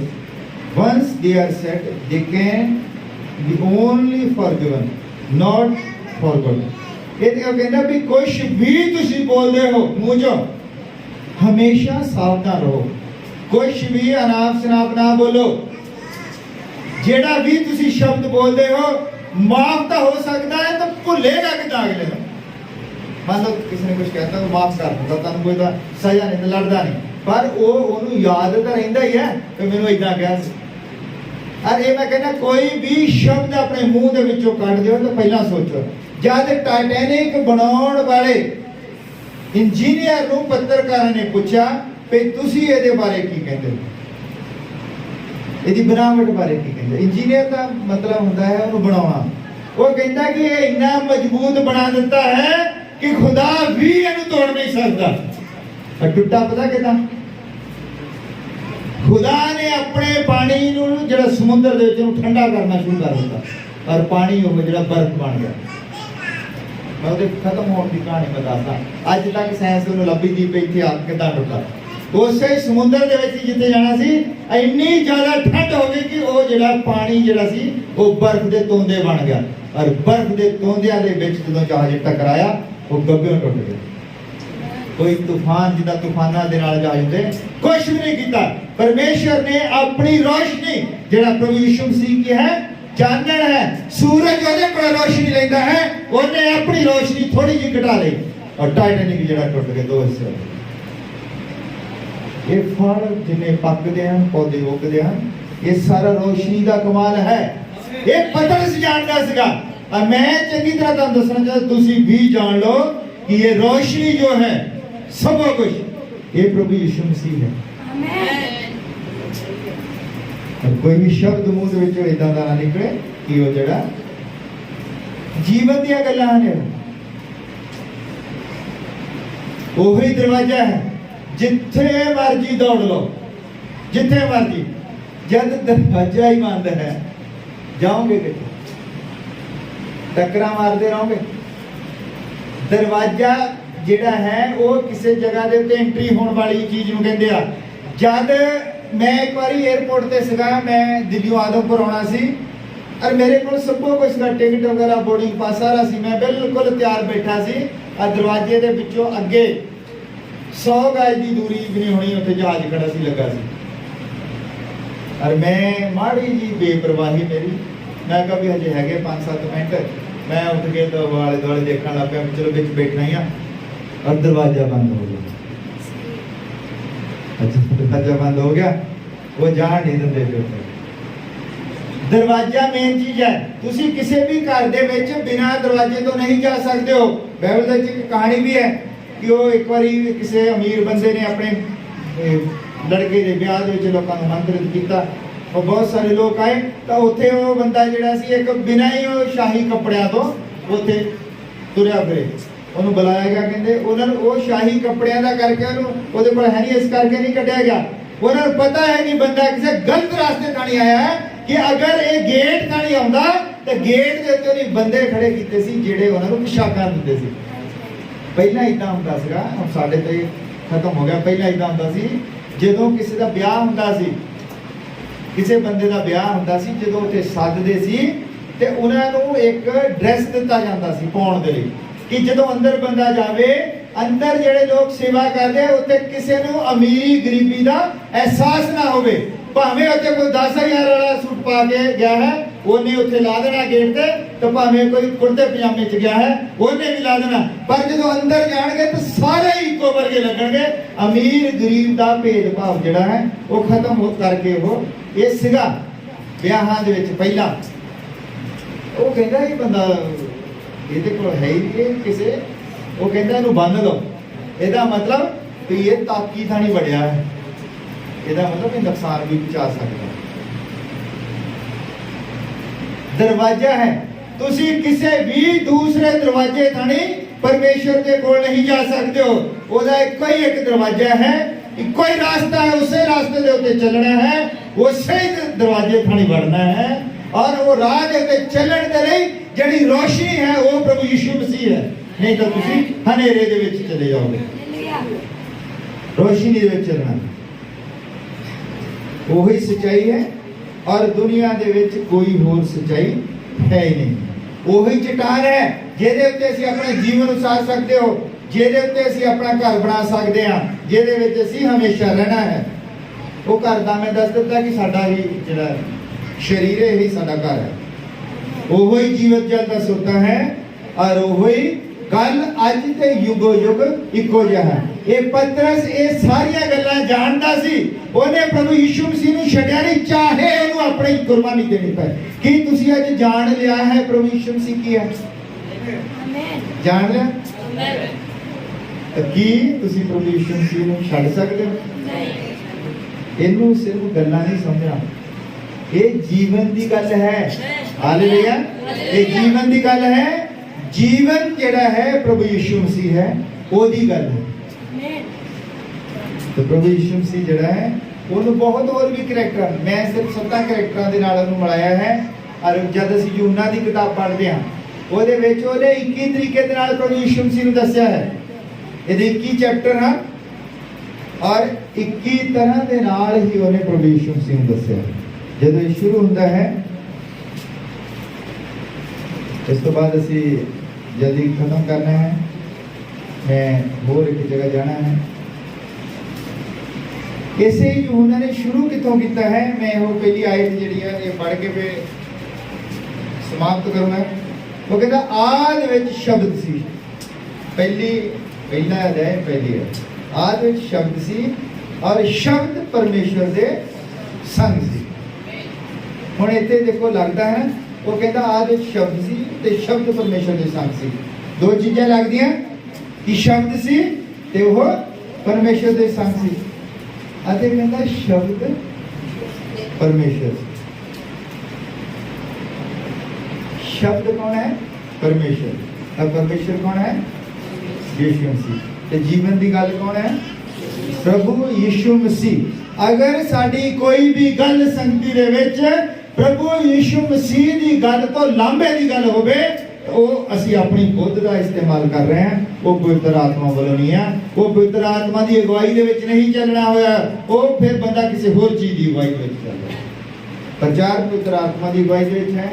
ਤੁਸੀਂ ਸੰਗਤੀ ਦੇ ਵਿੱਚ ਵੀ ਆਉਣਾ ਹੈ ਤਾਂ ਪਵਿੱਤਰ ਆਤਮਾ ਦੀ ਅਗਵਾਈ ਦੇ ਵਿੱਚ ਆਉਣਾ ਹੈ। ਹਾਲੇਲੂਇਆ। ਹਾਲੇਲੂਇਆ। ਇਹ ਸਮਝ ਲੱਗਦੀਆਂ ਗੱਲਾਂ? ਆਮੇਨ। ਔਖੀਆਂ ਗੱਲਾਂ, ਇਹ ਔਖੀਆਂ ਗੱਲਾਂ, ਕਿਉਂਕਿ ਚੇਲੇ ਜਿਹੜੇ ਬੜੀ ਮੁਸ਼ਕਲ ਨਾਲ ਸਮਝੇ ਸੀ ਤੇ ਤੁਹਾਡੇ ਵਾਸਤੇ ਤਾਂ ਪ੍ਰਭੂ ਨੇ ਇੰਤਜ਼ਾਮ ਕਰ ਦਿੱਤਾ ਹੈ ਕਿ ਤੁਸੀਂ ਇਹ ਜਿਹੜਾ ਹੈ ਸੌਖੇ ਤਰੀਕੇ ਦੇ ਨਾਲ ਇਸ ਨੂੰ ਸਮਝ ਗਏ। ਅਸੀਂ ਇਹਨੂੰ ਪੜ੍ਹੀ ਜਾਂਦੇ ਆ ਤੇ ਅਸੀਂ ਇਹਨੂੰ ਸਮਝ ਗਏ। ਚੇਲੇ ਦੇਖਦੇ ਸੀਗੇ ਕਿ ਇਹ ਕੀ ਕਰ ਰਿਹਾ ਹੈ। ਚੇਲੇ ਜਿਹੜੇ ਦੇਖਦੇ ਸੀ ਕੀ ਕਰ ਰਿਹਾ ਹੈ। ਪਤਰਸ ਵੀ ਉਹਦੇ ਨਾਲ ਹੀ ਸੀਗੇ। ਪਤਰਸ ਇਹਨੇ ਜਾਣ ਲਿਆ ਸੀਗਾ ਕਿ ਇਹ ਬੰਦਾ ਜਿਹੜਾ ਹੈ ਇੱਕੋ ਹੀ ਟਾਈਮ ਤੇ ਦੋ ਕਰੈਕਟਰਾਂ ਦੇ ਵਿੱਚ ਰਹਿੰਦਾ ਹੈ। ਇਹ ਬੰਦਾ ਇੱਕੋ ਹੀ ਟਾਈਮ ਤੇ ਦੋ ਕਰੈਕਟਰਾਂ ਦੇ ਵਿੱਚ ਰਹਿੰਦਾ ਹੈ। ਇਹ ਮਨੁੱਖ ਵੀ ਹੈ ਤੇ ਇਹ ਪਰਮੇਸ਼ਰ ਵੀ ਹੈ। ਜਦੋਂ ਰੋਂਦਾ ਹੈ ਤਾਂ ਪਤਰਸ ਦੇਖ ਰਿਹਾ ਹੈ ਕਿ ਰੋਂਦਾ ਹੈ। ਇਹ ਸਾਡੇ ਵਰਗਾ ਮਨੁੱਖ ਹੈ। ਤੇ ਜਦੋਂ ਲਾਜ਼ਰ ਦੀ ਕਬਰ ਦੇ ਉੱਤੇ ਜਾਂਦਾ ਹੈ, ਕਹਿੰਦਾ ਲਾਜ਼ਰ ਕਬਰ ਚੋਂ ਬਾਹਰ ਆ ਜਾ, ਤੇ ਪਤਰਸ ਹੈਰਾਨ ਹੋ ਜਾਂਦਾ, ਇਹ ਹੁਣ ਕੀ ਹੋ ਗਿਆ? ਇਹ ਕੀ ਹੋ ਗਿਆ? ਕਹਿੰਦਾ ਹੁਣੇ ਰੋਣ ਡਿਆ ਸੀ ਤੇ ਹੁਣੇ ਕਹਿੰਦਾ ਵੀ ਲਾਜ਼ਰ ਕਬਰ ਚੋਂ ਬਾਹਰ ਆ ਜਾ। ਕਈ ਵਾਰੀ ਸਾਨੂੰ ਕੁਝ ਪਤਾ ਹੁੰਦਾ ਕਿ ਅਸੀਂ ਇਹ ਕਰ ਸਕਦੇ ਹਾਂ ਤੇ ਅਸੀਂ ਅੰਦਰ ਹੀ ਅੰਦਰ ਖੁਸ਼ ਹੁੰਦੇ। ਲੋਕ ਰੋ ਰਹੇ ਹੁੰਦੇ, ਅਸੀਂ ਖੁਸ਼ ਹੋ, ਸਾਨੂੰ ਪਤਾ ਹੈ ਵੀ ਮੰਨ ਲਓ ਕਿਸੇ ਦੀ ਕੋਈ ਚੀਜ਼ ਗਵਾਚ ਗਈ ਹੈ ਔਰ ਮੈਨੂੰ ਪਤਾ ਹੋਵੇ ਵੀ ਉੱਥੇ ਰੱਖੀ ਹੈ, ਉਹ ਬਿਲਕ ਰਿਹਾ ਹੋਵੇ, ਰੋ ਰਿਹਾ ਹੋਵੇ, ਤੇ ਮੈਂ ਆਪਣੇ ਮਨ ਦੇ ਵਿੱਚ ਖੁਸ਼ ਹੋਣਾ ਨਾ ਵੀ ਮੈਨੂੰ ਪਤਾ ਹੈ ਇੱਧਰ ਰੱਖੀ। ਪਰ ਇੱਥੇ ਕੀ ਹੋਇਆ? ਪ੍ਰਭੂ ਯਿਸੂ ਮਸੀਹ ਨੂੰ ਪਤਾ ਹੈ ਕਿ ਮੈਂ ਉਹਨੂੰ ਜਿੰਦਾ ਕਰ ਸਕਦਾ ਹਾਂ, ਕਬਰ ਚੋਂ ਬਾਹਰ ਆ ਸਕਦਾ, ਪਰ ਰੋਇਆ ਕਿਉਂ? ਇਹ ਗੱਲ ਪਤਰਸ ਦੱਸਦਾ। ਤੇ ਰੋਇਆ ਕਿਉਂ? ਉਹ ਤਾਂ ਕਹਿੰਦਾ ਓਏ ਚੁੱਪ ਕਰੋ, ਰੋਣਾ ਛੱਡੋ, ਚਲੋ ਲਿਆਉਣੇ ਬਾਹਰ ਕੱਢ ਕੇ। ਪਰ ਏਦਾਂ ਅਸੀਂ ਜਦ ਇਸ ਸਰੀਰ ਨੂੰ ਛੱਡਦੇ ਹਾਂ, ਜਿਹੜੇ ਧਰਮੀ ਜਨ ਹੁੰਦੇ ਹਨ ਉਹਨਾਂ ਨੂੰ ਇੱਕ ਦੇਹ ਮਿਲਦੀ ਹੈ, ਉਹਨੂੰ ਕਹਿੰਦੇ ਥਿਓਫੈਨੀ ਸਰੀਰ, ਦੇਵਤਾ ਰੂਪੀ ਸਰੀਰ ਥਿਓਫੈਨੀ ਬੋਡੀ ਸਾਨੂੰ ਮਿਲਦੀ। ਪਰ ਜਿਹੜਾ ਪਰਮੇਸ਼ਰ ਹੈ ਉਹਦੀ ਜਿਹੜੀ ਬੋਡੀ ਹੁੰਦੀ ਹੈ ਉਹ ਐਪੀਫੈਨੀ ਬੋਡੀ ਹੁੰਦੀ ਹੈ। ਉਹ ਦੇਵਤਾ ਦਾ ਵੀ ਦੇਵਤਾ ਹੈ ਕਿ ਉਹ ਇੱਕੋ ਹੀ ਟਾਈਮ ਤੇ ਮਨੁੱਖ ਤੇ ਇੱਕੋ ਹੀ ਟਾਈਮ ਤੇ ਪਰਮੇਸ਼ਰ ਹੋ ਸਕਦਾ ਹੈ। ਹਾਲੇਲੂਇਆ। ਜਿਹੜਾ ਕਾਨੂੰਨ ਹੈ ਕਿ ਅਸੀਂ ਅਗਰ ਸਵਰਗ ਦੇ ਵਿੱਚ ਜਾਣਾ ਹੈ ਤੇ ਸਾਨੂੰ ਆ ਸਰੀਰ ਛੱਡਣਾ ਹੈ। ਸਵਰਗ ਦਾ ਕਾਨੂੰਨ ਹੈ ਕਿ ਅਗਰ ਉਹਨੇ ਕਿਸੇ ਨੇ ਉੱਥੋਂ ਇੱਥੇ ਆਉਣਾ ਤਾਂ ਉਹਨੂੰ ਮਨੁੱਖ ਬਣਨਾ ਪੈਣਾ ਹੈ। ਔਰ ਪਰਮੇਸ਼ਰ ਜਿਹੜਾ ਹੈ ਉਹਨੇ ਇਹ ਕਾਨੂੰਨ ਬਣਾਇਆ ਹੈ। ਉਹ ਆਪ ਹੀ ਜਦੋਂ ਨੇ ਧਰਤੀ ਦੇ ਉੱਤੇ ਆਉਣਾ ਹੈ ਉਹ ਪਰਮੇਸ਼ਰ ਬਣ ਜਾਂਦਾ ਹੈ, ਜਦੋਂ ਉਹਨੇ ਉੱਪਰ ਜਾਣਾ ਤੇ ਉਹ ਐਪੀਫੈਨੀ ਬਣ ਜਾਂਦਾ। ਸਮਝ ਲੱਗੀ ਗੱਲ? ਪਤਰਸ ਇਹ ਸਭ ਕੁਝ ਜਾਣਦਾ ਸੀ। ਮੈਂ ਵੀ ਜਾਣਦਾ ਹਾਂ ਸਭ ਕੁਝ, ਮੈਨੂੰ ਪਤਾ ਹੈ। ਮੇਰੇ ਜੀਵਨ ਦੇ ਵਿੱਚ ਬਹੁਤ ਸਾਰੀਆਂ ਗਵਾਹੀਆਂ ਪ੍ਰਭੂ ਨੇ ਇਦਾਂ ਦੀਆਂ ਰੱਖੀਆਂ ਔਰ ਜਿਹੜੀਆਂ ਗਵਾਹੀਆਂ ਮੈਂ ਦੇ ਨਹੀਂ ਸਕਦਾ, ਇਦਾਂ ਦੀਆਂ ਗਵਾਹੀਆਂ।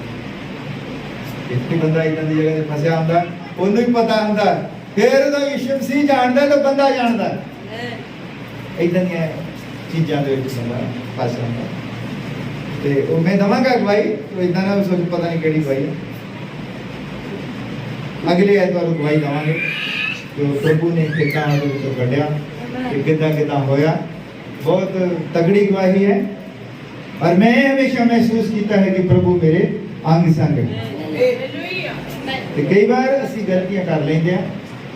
ਮਨੁੱਖ ਜਿਹੜਾ ਹੈ ਪਵਿੱਤਰ ਆਤਮਾ ਦੀ ਅਗਵਾਈ ਹੇਠ ਚੱਲਣਾ, ਇਹ ਕਿ ਮਨੁੱਖ ਗਲਤੀਆਂ ਕਰ ਲੈਂਦਾ। ਅਸੀਂ ਸਾਰੇ ਗਲਤੀਆਂ ਦੇ ਪੁੱਤਰ ਹਾਂ, ਪਰ ਜੇ ਉਹ ਗਲਤੀ ਦੇ ਵਿੱਚ ਜਿਉਂਦਾ ਰਹਿੰਦਾ ਹੈ, ਮਨੁੱਖ ਡਿੱਗ ਸਕਦਾ ਹੈ ਪਰ ਉਹ ਡਿੱਗ ਕੇ ਉੱਠਣ ਦੀ ਕੋਸ਼ਿਸ਼ ਨਹੀਂ ਕਰਦਾ, ਉਹ ਆਪਣੀ ਗਲਤੀ ਨੂੰ ਮੰਨ ਕੇ ਤੋਬਾ ਨਹੀਂ ਕਰਦਾ, ਪਛਤਾਪ ਨਹੀਂ ਕਰਦਾ, ਉਦੋਂ ਉਹਦੇ ਲੇਖੇ ਪਾਪ ਗਿਣਿਆ ਜਾਂਦਾ ਹੈ। ਪਰ ਤੁਹਾਡੇ ਜੀਂਦੇ ਜੀ ਤੁਹਾਨੂੰ ਪਤਾ ਲੱਗ ਗਿਆ ਵੀ ਇਹ ਗਲਤੀ ਹੈ, ਤੁਸੀਂ ਰੋ ਕੇ ਪ੍ਰਭੂ ਦੇ ਅੱਗੇ ਪ੍ਰਾਰਥਨਾ ਕਰਦੇ ਕਿ ਪ੍ਰਭੂ ਮੈਂ ਆਪਣਾ ਜੀਵਨ ਗਲਤ ਤਰੀਕੇ ਦੇ ਨਾਲ ਜੀਆ ਹੈ, ਮੈਨੂੰ ਮਾਫ ਕਰ ਦੇ, ਮੈਂ ਪਛਤਾਪ ਕਰਦਾ।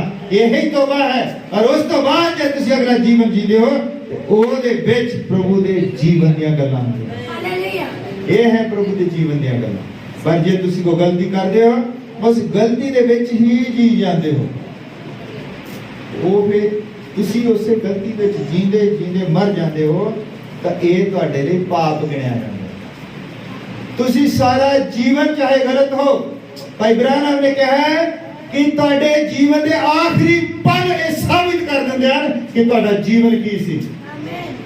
ਅਗਰ ਤੁਸੀਂ ਅਖੀਰ ਦੇ ਵਿੱਚ ਇਹ ਜਾਣ ਜਾਂਦੇ ਹੋ ਕਿ ਪ੍ਰਭੂ ਯਿਸੂ ਮਸੀਹ ਮੈਂ ਤੇਰੇ ਨਾਲ ਵੱਖ ਹੋ ਕੇ ਜੀਵਨ ਜੀਆ ਹੈ, ਮੈਨੂੰ ਮਾਫ ਕਰ ਦੇ, ਤਾਂ ਕਹਿੰਦਾ ਤੁਸੀਂ ਮਸੀਹੀ ਸੀ, ਤੁਹਾਡੇ ਤੇ ਪ੍ਰਕਾਸ਼ ਨਹੀਂ ਪਿਆ। ਅਗਰ ਤੁਸੀਂ ਸਾਰਾ ਜੀਵਨ ਧਰਮੀ ਕੰਮ ਕਰਦੇ ਹੋ, ਸਭੋ ਕੁਝ ਕਰਦੇ ਹੋ, ਲੰਗਰ ਲਾਉਂਦੇ ਹੋ, ਸਭੋ ਕੁਝ, ਅਗਰ ਤੁਸੀਂ ਆਪਣੇ ਜੀਵਨ ਦੇ ਆਖਰੀ ਦਿਨਾਂ ਦੇ ਵਿੱਚ ਪਾਪ ਦੇ ਵਿੱਚ ਮਰਦੇ ਹੋ, ਇਹਦਾ ਮਤਲਬ ਤੁਸੀਂ ਸਾਰਾ ਜੀਵਨ ਡਰਾਮਾ ਕੀਤਾ ਹੈ। ਇਸ ਲਈ ਤੁਹਾਡਾ ਜੀਵਨ ਜਿਹੜਾ ਹੈ ਉਹ ਪਵਿੱਤਰ ਆਤਮਾ ਦੀ ਅਗਵਾਈ ਦੇ ਹੇਠ ਹੋਣਾ ਚਾਹੀਦਾ ਹੈ। ਪਵਿੱਤਰ ਆਤਮਾ ਦੀ ਅਗਵਾਈ ਇਹ ਹੈ ਕਿ ਤੁਹਾਡਾ ਅੰਤःਕਰਨ ਤੁਹਾਨੂੰ ਦੋਸ਼ੀ ਨਾ ਠਹਿਰਾਵੇ। ਤੁਸੀਂ ਕੋਈ ਵੀ ਕੰਮ ਕਰਦੇ ਹੋ ਤੇ ਤੁਹਾਨੂੰ ਪਤਾ ਹੁੰਦਾ ਹੈ ਕਿ ਮੈਂ ਆਹ ਕੰਮ ਗਲਤ ਕੀਤਾ ਹੈ। ਕੋਈ ਵੀ ਮਨੁੱਖ ਤੁਹਾਨੂੰ ਭੁਲੇਖੇ 'ਚ ਨਹੀਂ ਰੱਖ ਸਕਦਾ। ਤੁਹਾਨੂੰ ਸਾਰਿਆਂ ਨੂੰ ਪਤਾ ਹੁੰਦਾ ਹੈ ਕਿ ਤੁਸੀਂ ਕਿੱਥੇ ਜਾਣਾ, ਤੁਹਾਡੀ ਮੰਜ਼ਿਲ ਦਾ ਤੁਹਾਨੂੰ ਸਾਰਿਆਂ ਨੂੰ ਪਤਾ ਹੈ। ਤੁਹਾਡਾ ਜੀਵਨ ਜਿਹੜਾ ਕਿਸ ਤਰ੍ਹਾਂ ਦਾ ਹੈ ਤੁਹਾਨੂੰ ਪਤਾ ਹੈ। ਔਰ ਮੈਂ ਤੁਹਾਨੂੰ ਸਿਰਫ ਇਸੇ ਲਈ ਦੱਸ ਰਿਹਾ ਹਾਂ, ਪ੍ਰਚਾਰ ਕਰਨ ਦਾ ਮਤਲਬ ਹੈ ਕਿ ਜਿਸ ਤਰ੍ਹਾਂ ਦਾ ਤੁਹਾਡਾ ਜੀਵਨ ਹੈ, ਤੁਸੀਂ ਆਪਣੇ ਅੰਤःਕਰਨ ਤੋਂ ਪੁੱਛੋ ਕਿ ਉਹ ਸਹੀ ਹੈ ਕਿ ਗਲਤ ਹੈ। ਅਗਰ ਤੁਹਾਨੂੰ ਲੱਗਦਾ ਹੈ ਕਿ ਮੈਂ ਗਲਤ ਜੀ ਰਿਹਾ ਹਾਂ ਤੇ ਤੋਬਾ ਕਰੋ, ਪ੍ਰਭੂ ਦੇ ਅੱਗੇ ਡਿੱਗੋ। ਉਹ ਮੰਨ ਜਾਣ ਵਾਲਾ ਪਰਮੇਸ਼ਰ ਬਹੁਤ ਜਲਦੀ ਮੰਨ ਜਾਂਦਾ ਹੈ। ਉਹ ਬਹੁਤ ਦਿਆਲੂ ਹੈ ਕਿ ਜਿੰਨਾ ਇੱਕ ਬੱਚਾ ਹੈ ਉਹਨੇ ਭਾਵੇਂ ਘੇ ਦਾ ਘੜਾ ਰੋੜ ਦਿੱਤਾ ਹੋਵੇ, ਪਰ ਜਦੋਂ ਆਪਣਾ ਮਾਸੂਮ ਜਿਹਾ ਚਿਹਰਾ ਲੈ ਕੇ ਆਪਣੀ ਮਾਂ ਦੇ ਕੋਲ ਆਉਂਦਾ ਹੈ ਤੇ 2 ਮਿੰਟ ਤਾਂ ਲੱਗਦਾ ਉਹਨੂੰ ਦਬ ਕੇ ਕਰੇ, ਉਹ ਬੱਚਾ ਸੋਚਦਾ ਕਰੇ ਨੇ ਉਹਨੂੰ ਮਾਰੀ ਸੁਣਨਾ, ਪਰ ਉਹ ਕਹਿੰਦੀ ਆ ਜਾ ਹੁਣ ਕੋਈ ਨਹੀਂ, ਮੁੜ ਕੇ ਨਾ ਇਦਾਂ ਕਰੇ। ਉਹ ਕਹਿੰਦਾ ਕਿ ਮਾਂ ਆਪਣੇ ਦੁੱਧ ਪੀਂਦੇ ਬੱਚੇ ਨੂੰ ਭੁੱਲ ਸਕਦੀ ਹੈ, ਉਹਦੇ ਨਾਲੋਂ ਵੱਧ ਪ੍ਰੇਮ ਮੈਂ ਕਰਦਾ ਹਾਂ ਤੁਹਾਨੂੰ। ਉਹ ਤੁਹਾਨੂੰ ਕਦੀ ਛੱਡੇਗਾ ਨਹੀਂ, ਕਦੀ ਭੁੱਲੇਗਾ ਨਹੀਂ। ਮਾਂ ਨਾਲੋਂ ਵੱਧ ਅਗਰ ਕੋਈ ਪ੍ਰੇਮ ਕਰਦਾ ਹੈ ਤਾਂ ਪ੍ਰਭੂ ਯਿਸੂ ਮਸੀਹ ਹੈ। ਮਾਂ ਭੁੱਲ ਸਕਦੀ ਹੈ ਆਪਣੇ ਬੱਚੇ ਨੂੰ, ਉਹ ਨਹੀਂ ਭੁੱਲੇਗਾ। ਇਹ ਗੱਲ ਪਤਰਸ ਜਾਣਦਾ ਸੀ, ਤੇ ਕੀ ਤੁਸੀਂ ਵੀ ਜਾਣਦੇ ਹੋ? ਆਓ ਫਿਰ ਅਸੀਂ ਖੜੇ ਹੋ। ਸਾਰਿਆਂ ਨੂੰ ਬਰਕਤ ਦੇਵੇ। ਆਓ ਅਸੀਂ ਸਾਰੇ ਪ੍ਰਾਰਥਨਾ ਵਿੱਚ ਜਾਂਦੇ ਹਾਂ। ਪ੍ਰਭੂ ਯਿਸੂ ਮਸੀਹ ਤੇਰਾ ਬਹੁਤ ਧੰਨਵਾਦ ਪਿਤਾ, ਇਹ ਜੀਵਨ ਦੀਆਂ ਗੱਲਾਂ ਤੂੰ ਸਾਡੇ ਤੱਕ ਪਹੁੰਚਾਈਆਂ ਹਨ ਪਿਤਾ, ਤਾਂ ਕਿ ਅਸੀਂ ਬਹੁਤਾਇਤ ਦੇ ਨਾਲ ਜੀ ਸਕੀਏ, ਸਾਡੇ ਅੰਦਰ ਜੀਵਨ ਆਵੇ ਪਿਤਾ। ਤੇਰੇ ਤੋਂ ਬਿਨਾਂ ਭਾਵੇਂ ਲੋਕ ਜਿਉਂਦੇ ਹਨ ਪਰ ਉਹ ਮੁਰਦਾ ਸ਼ਰੀਰ ਹਨ। ਜੇ ਸ਼ਰੀਰ ਦੇ ਵਿੱਚ ਤੂੰ ਆ ਜਾਂਦਾ ਹੈ ਉਹ ਹੀ ਜੀਵਤ ਸ਼ਰੀਰ ਹੈ। ਪ੍ਰਭੂ ਤੇਰਾ ਬਹੁਤ ਧੰਨਵਾਦ ਕਰਦੇ ਪਿਤਾ ਇਹਨਾਂ ਭਾਈਆਂ ਭੈਣਾਂ ਦੇ ਲਈ ਜੋ ਕਾਫੀ ਦੂਰ ਤੋਂ ਸਫ਼ਰ ਕਰਕੇ ਇੱਥੇ ਆਏ ਹਨ ਪਿਤਾ, ਜਿਹਨੇ ਆਪਣਾ ਟਾਈਮ ਕੱਢਿਆ ਹੈ। ਔਰ ਪਿਤਾ ਤੂੰ ਦੇਖਦਾ ਹੈ ਪਿਤਾ, ਤੂੰ ਸਭ ਕੁਝ ਜਾਣਦਾ ਹੈ ਪ੍ਰਭੂ। ਤੂੰ ਸਾਡੀ ਮਿਹਨਤ ਨੂੰ, ਸਾਡੇ ਸਮੇਂ ਨੂੰ, ਜੋ ਵੀ ਅਸੀਂ ਨੁਕਸਾਨ ਝੱਲਿਆ ਹੈ ਤੂੰ ਜਾਣਦਾ ਹੈ ਪ੍ਰਭੂ। ਪਰ ਤੂੰ ਇਹਨਾਂ ਨਿਰਦਈ ਨਹੀਂ ਹੈ ਕਿ ਤੂੰ ਸਾਡੇ ਨੁਕਸਾਨ ਨੂੰ ਪੂਰਾ ਨਾ ਕਰੇ। ਤੇਰਾ ਬਹੁਤ ਧੰਨਵਾਦ, ਤੇਰਾ ਸ਼ੁਕਰ ਕਰਦਾ। ਤੂੰ ਕਿਰਪਾ ਕਰੇ ਪਿਤਾ, ਸੰਭਾਲ ਛੋਟੇ ਛੋਟੇ ਬੱਚਿਆਂ ਨੂੰ ਜਿਨ੍ਹਾਂ ਦੇ ਪੇਪਰ ਚੱਲ ਰਹੇ ਹਨ ਪਿਤਾ, ਉਹਨਾਂ ਦੀ ਬੁੱਧ ਨੂੰ ਆਪਣੇ ਕਬਜ਼ੇ ਵਿੱਚ ਲੈ।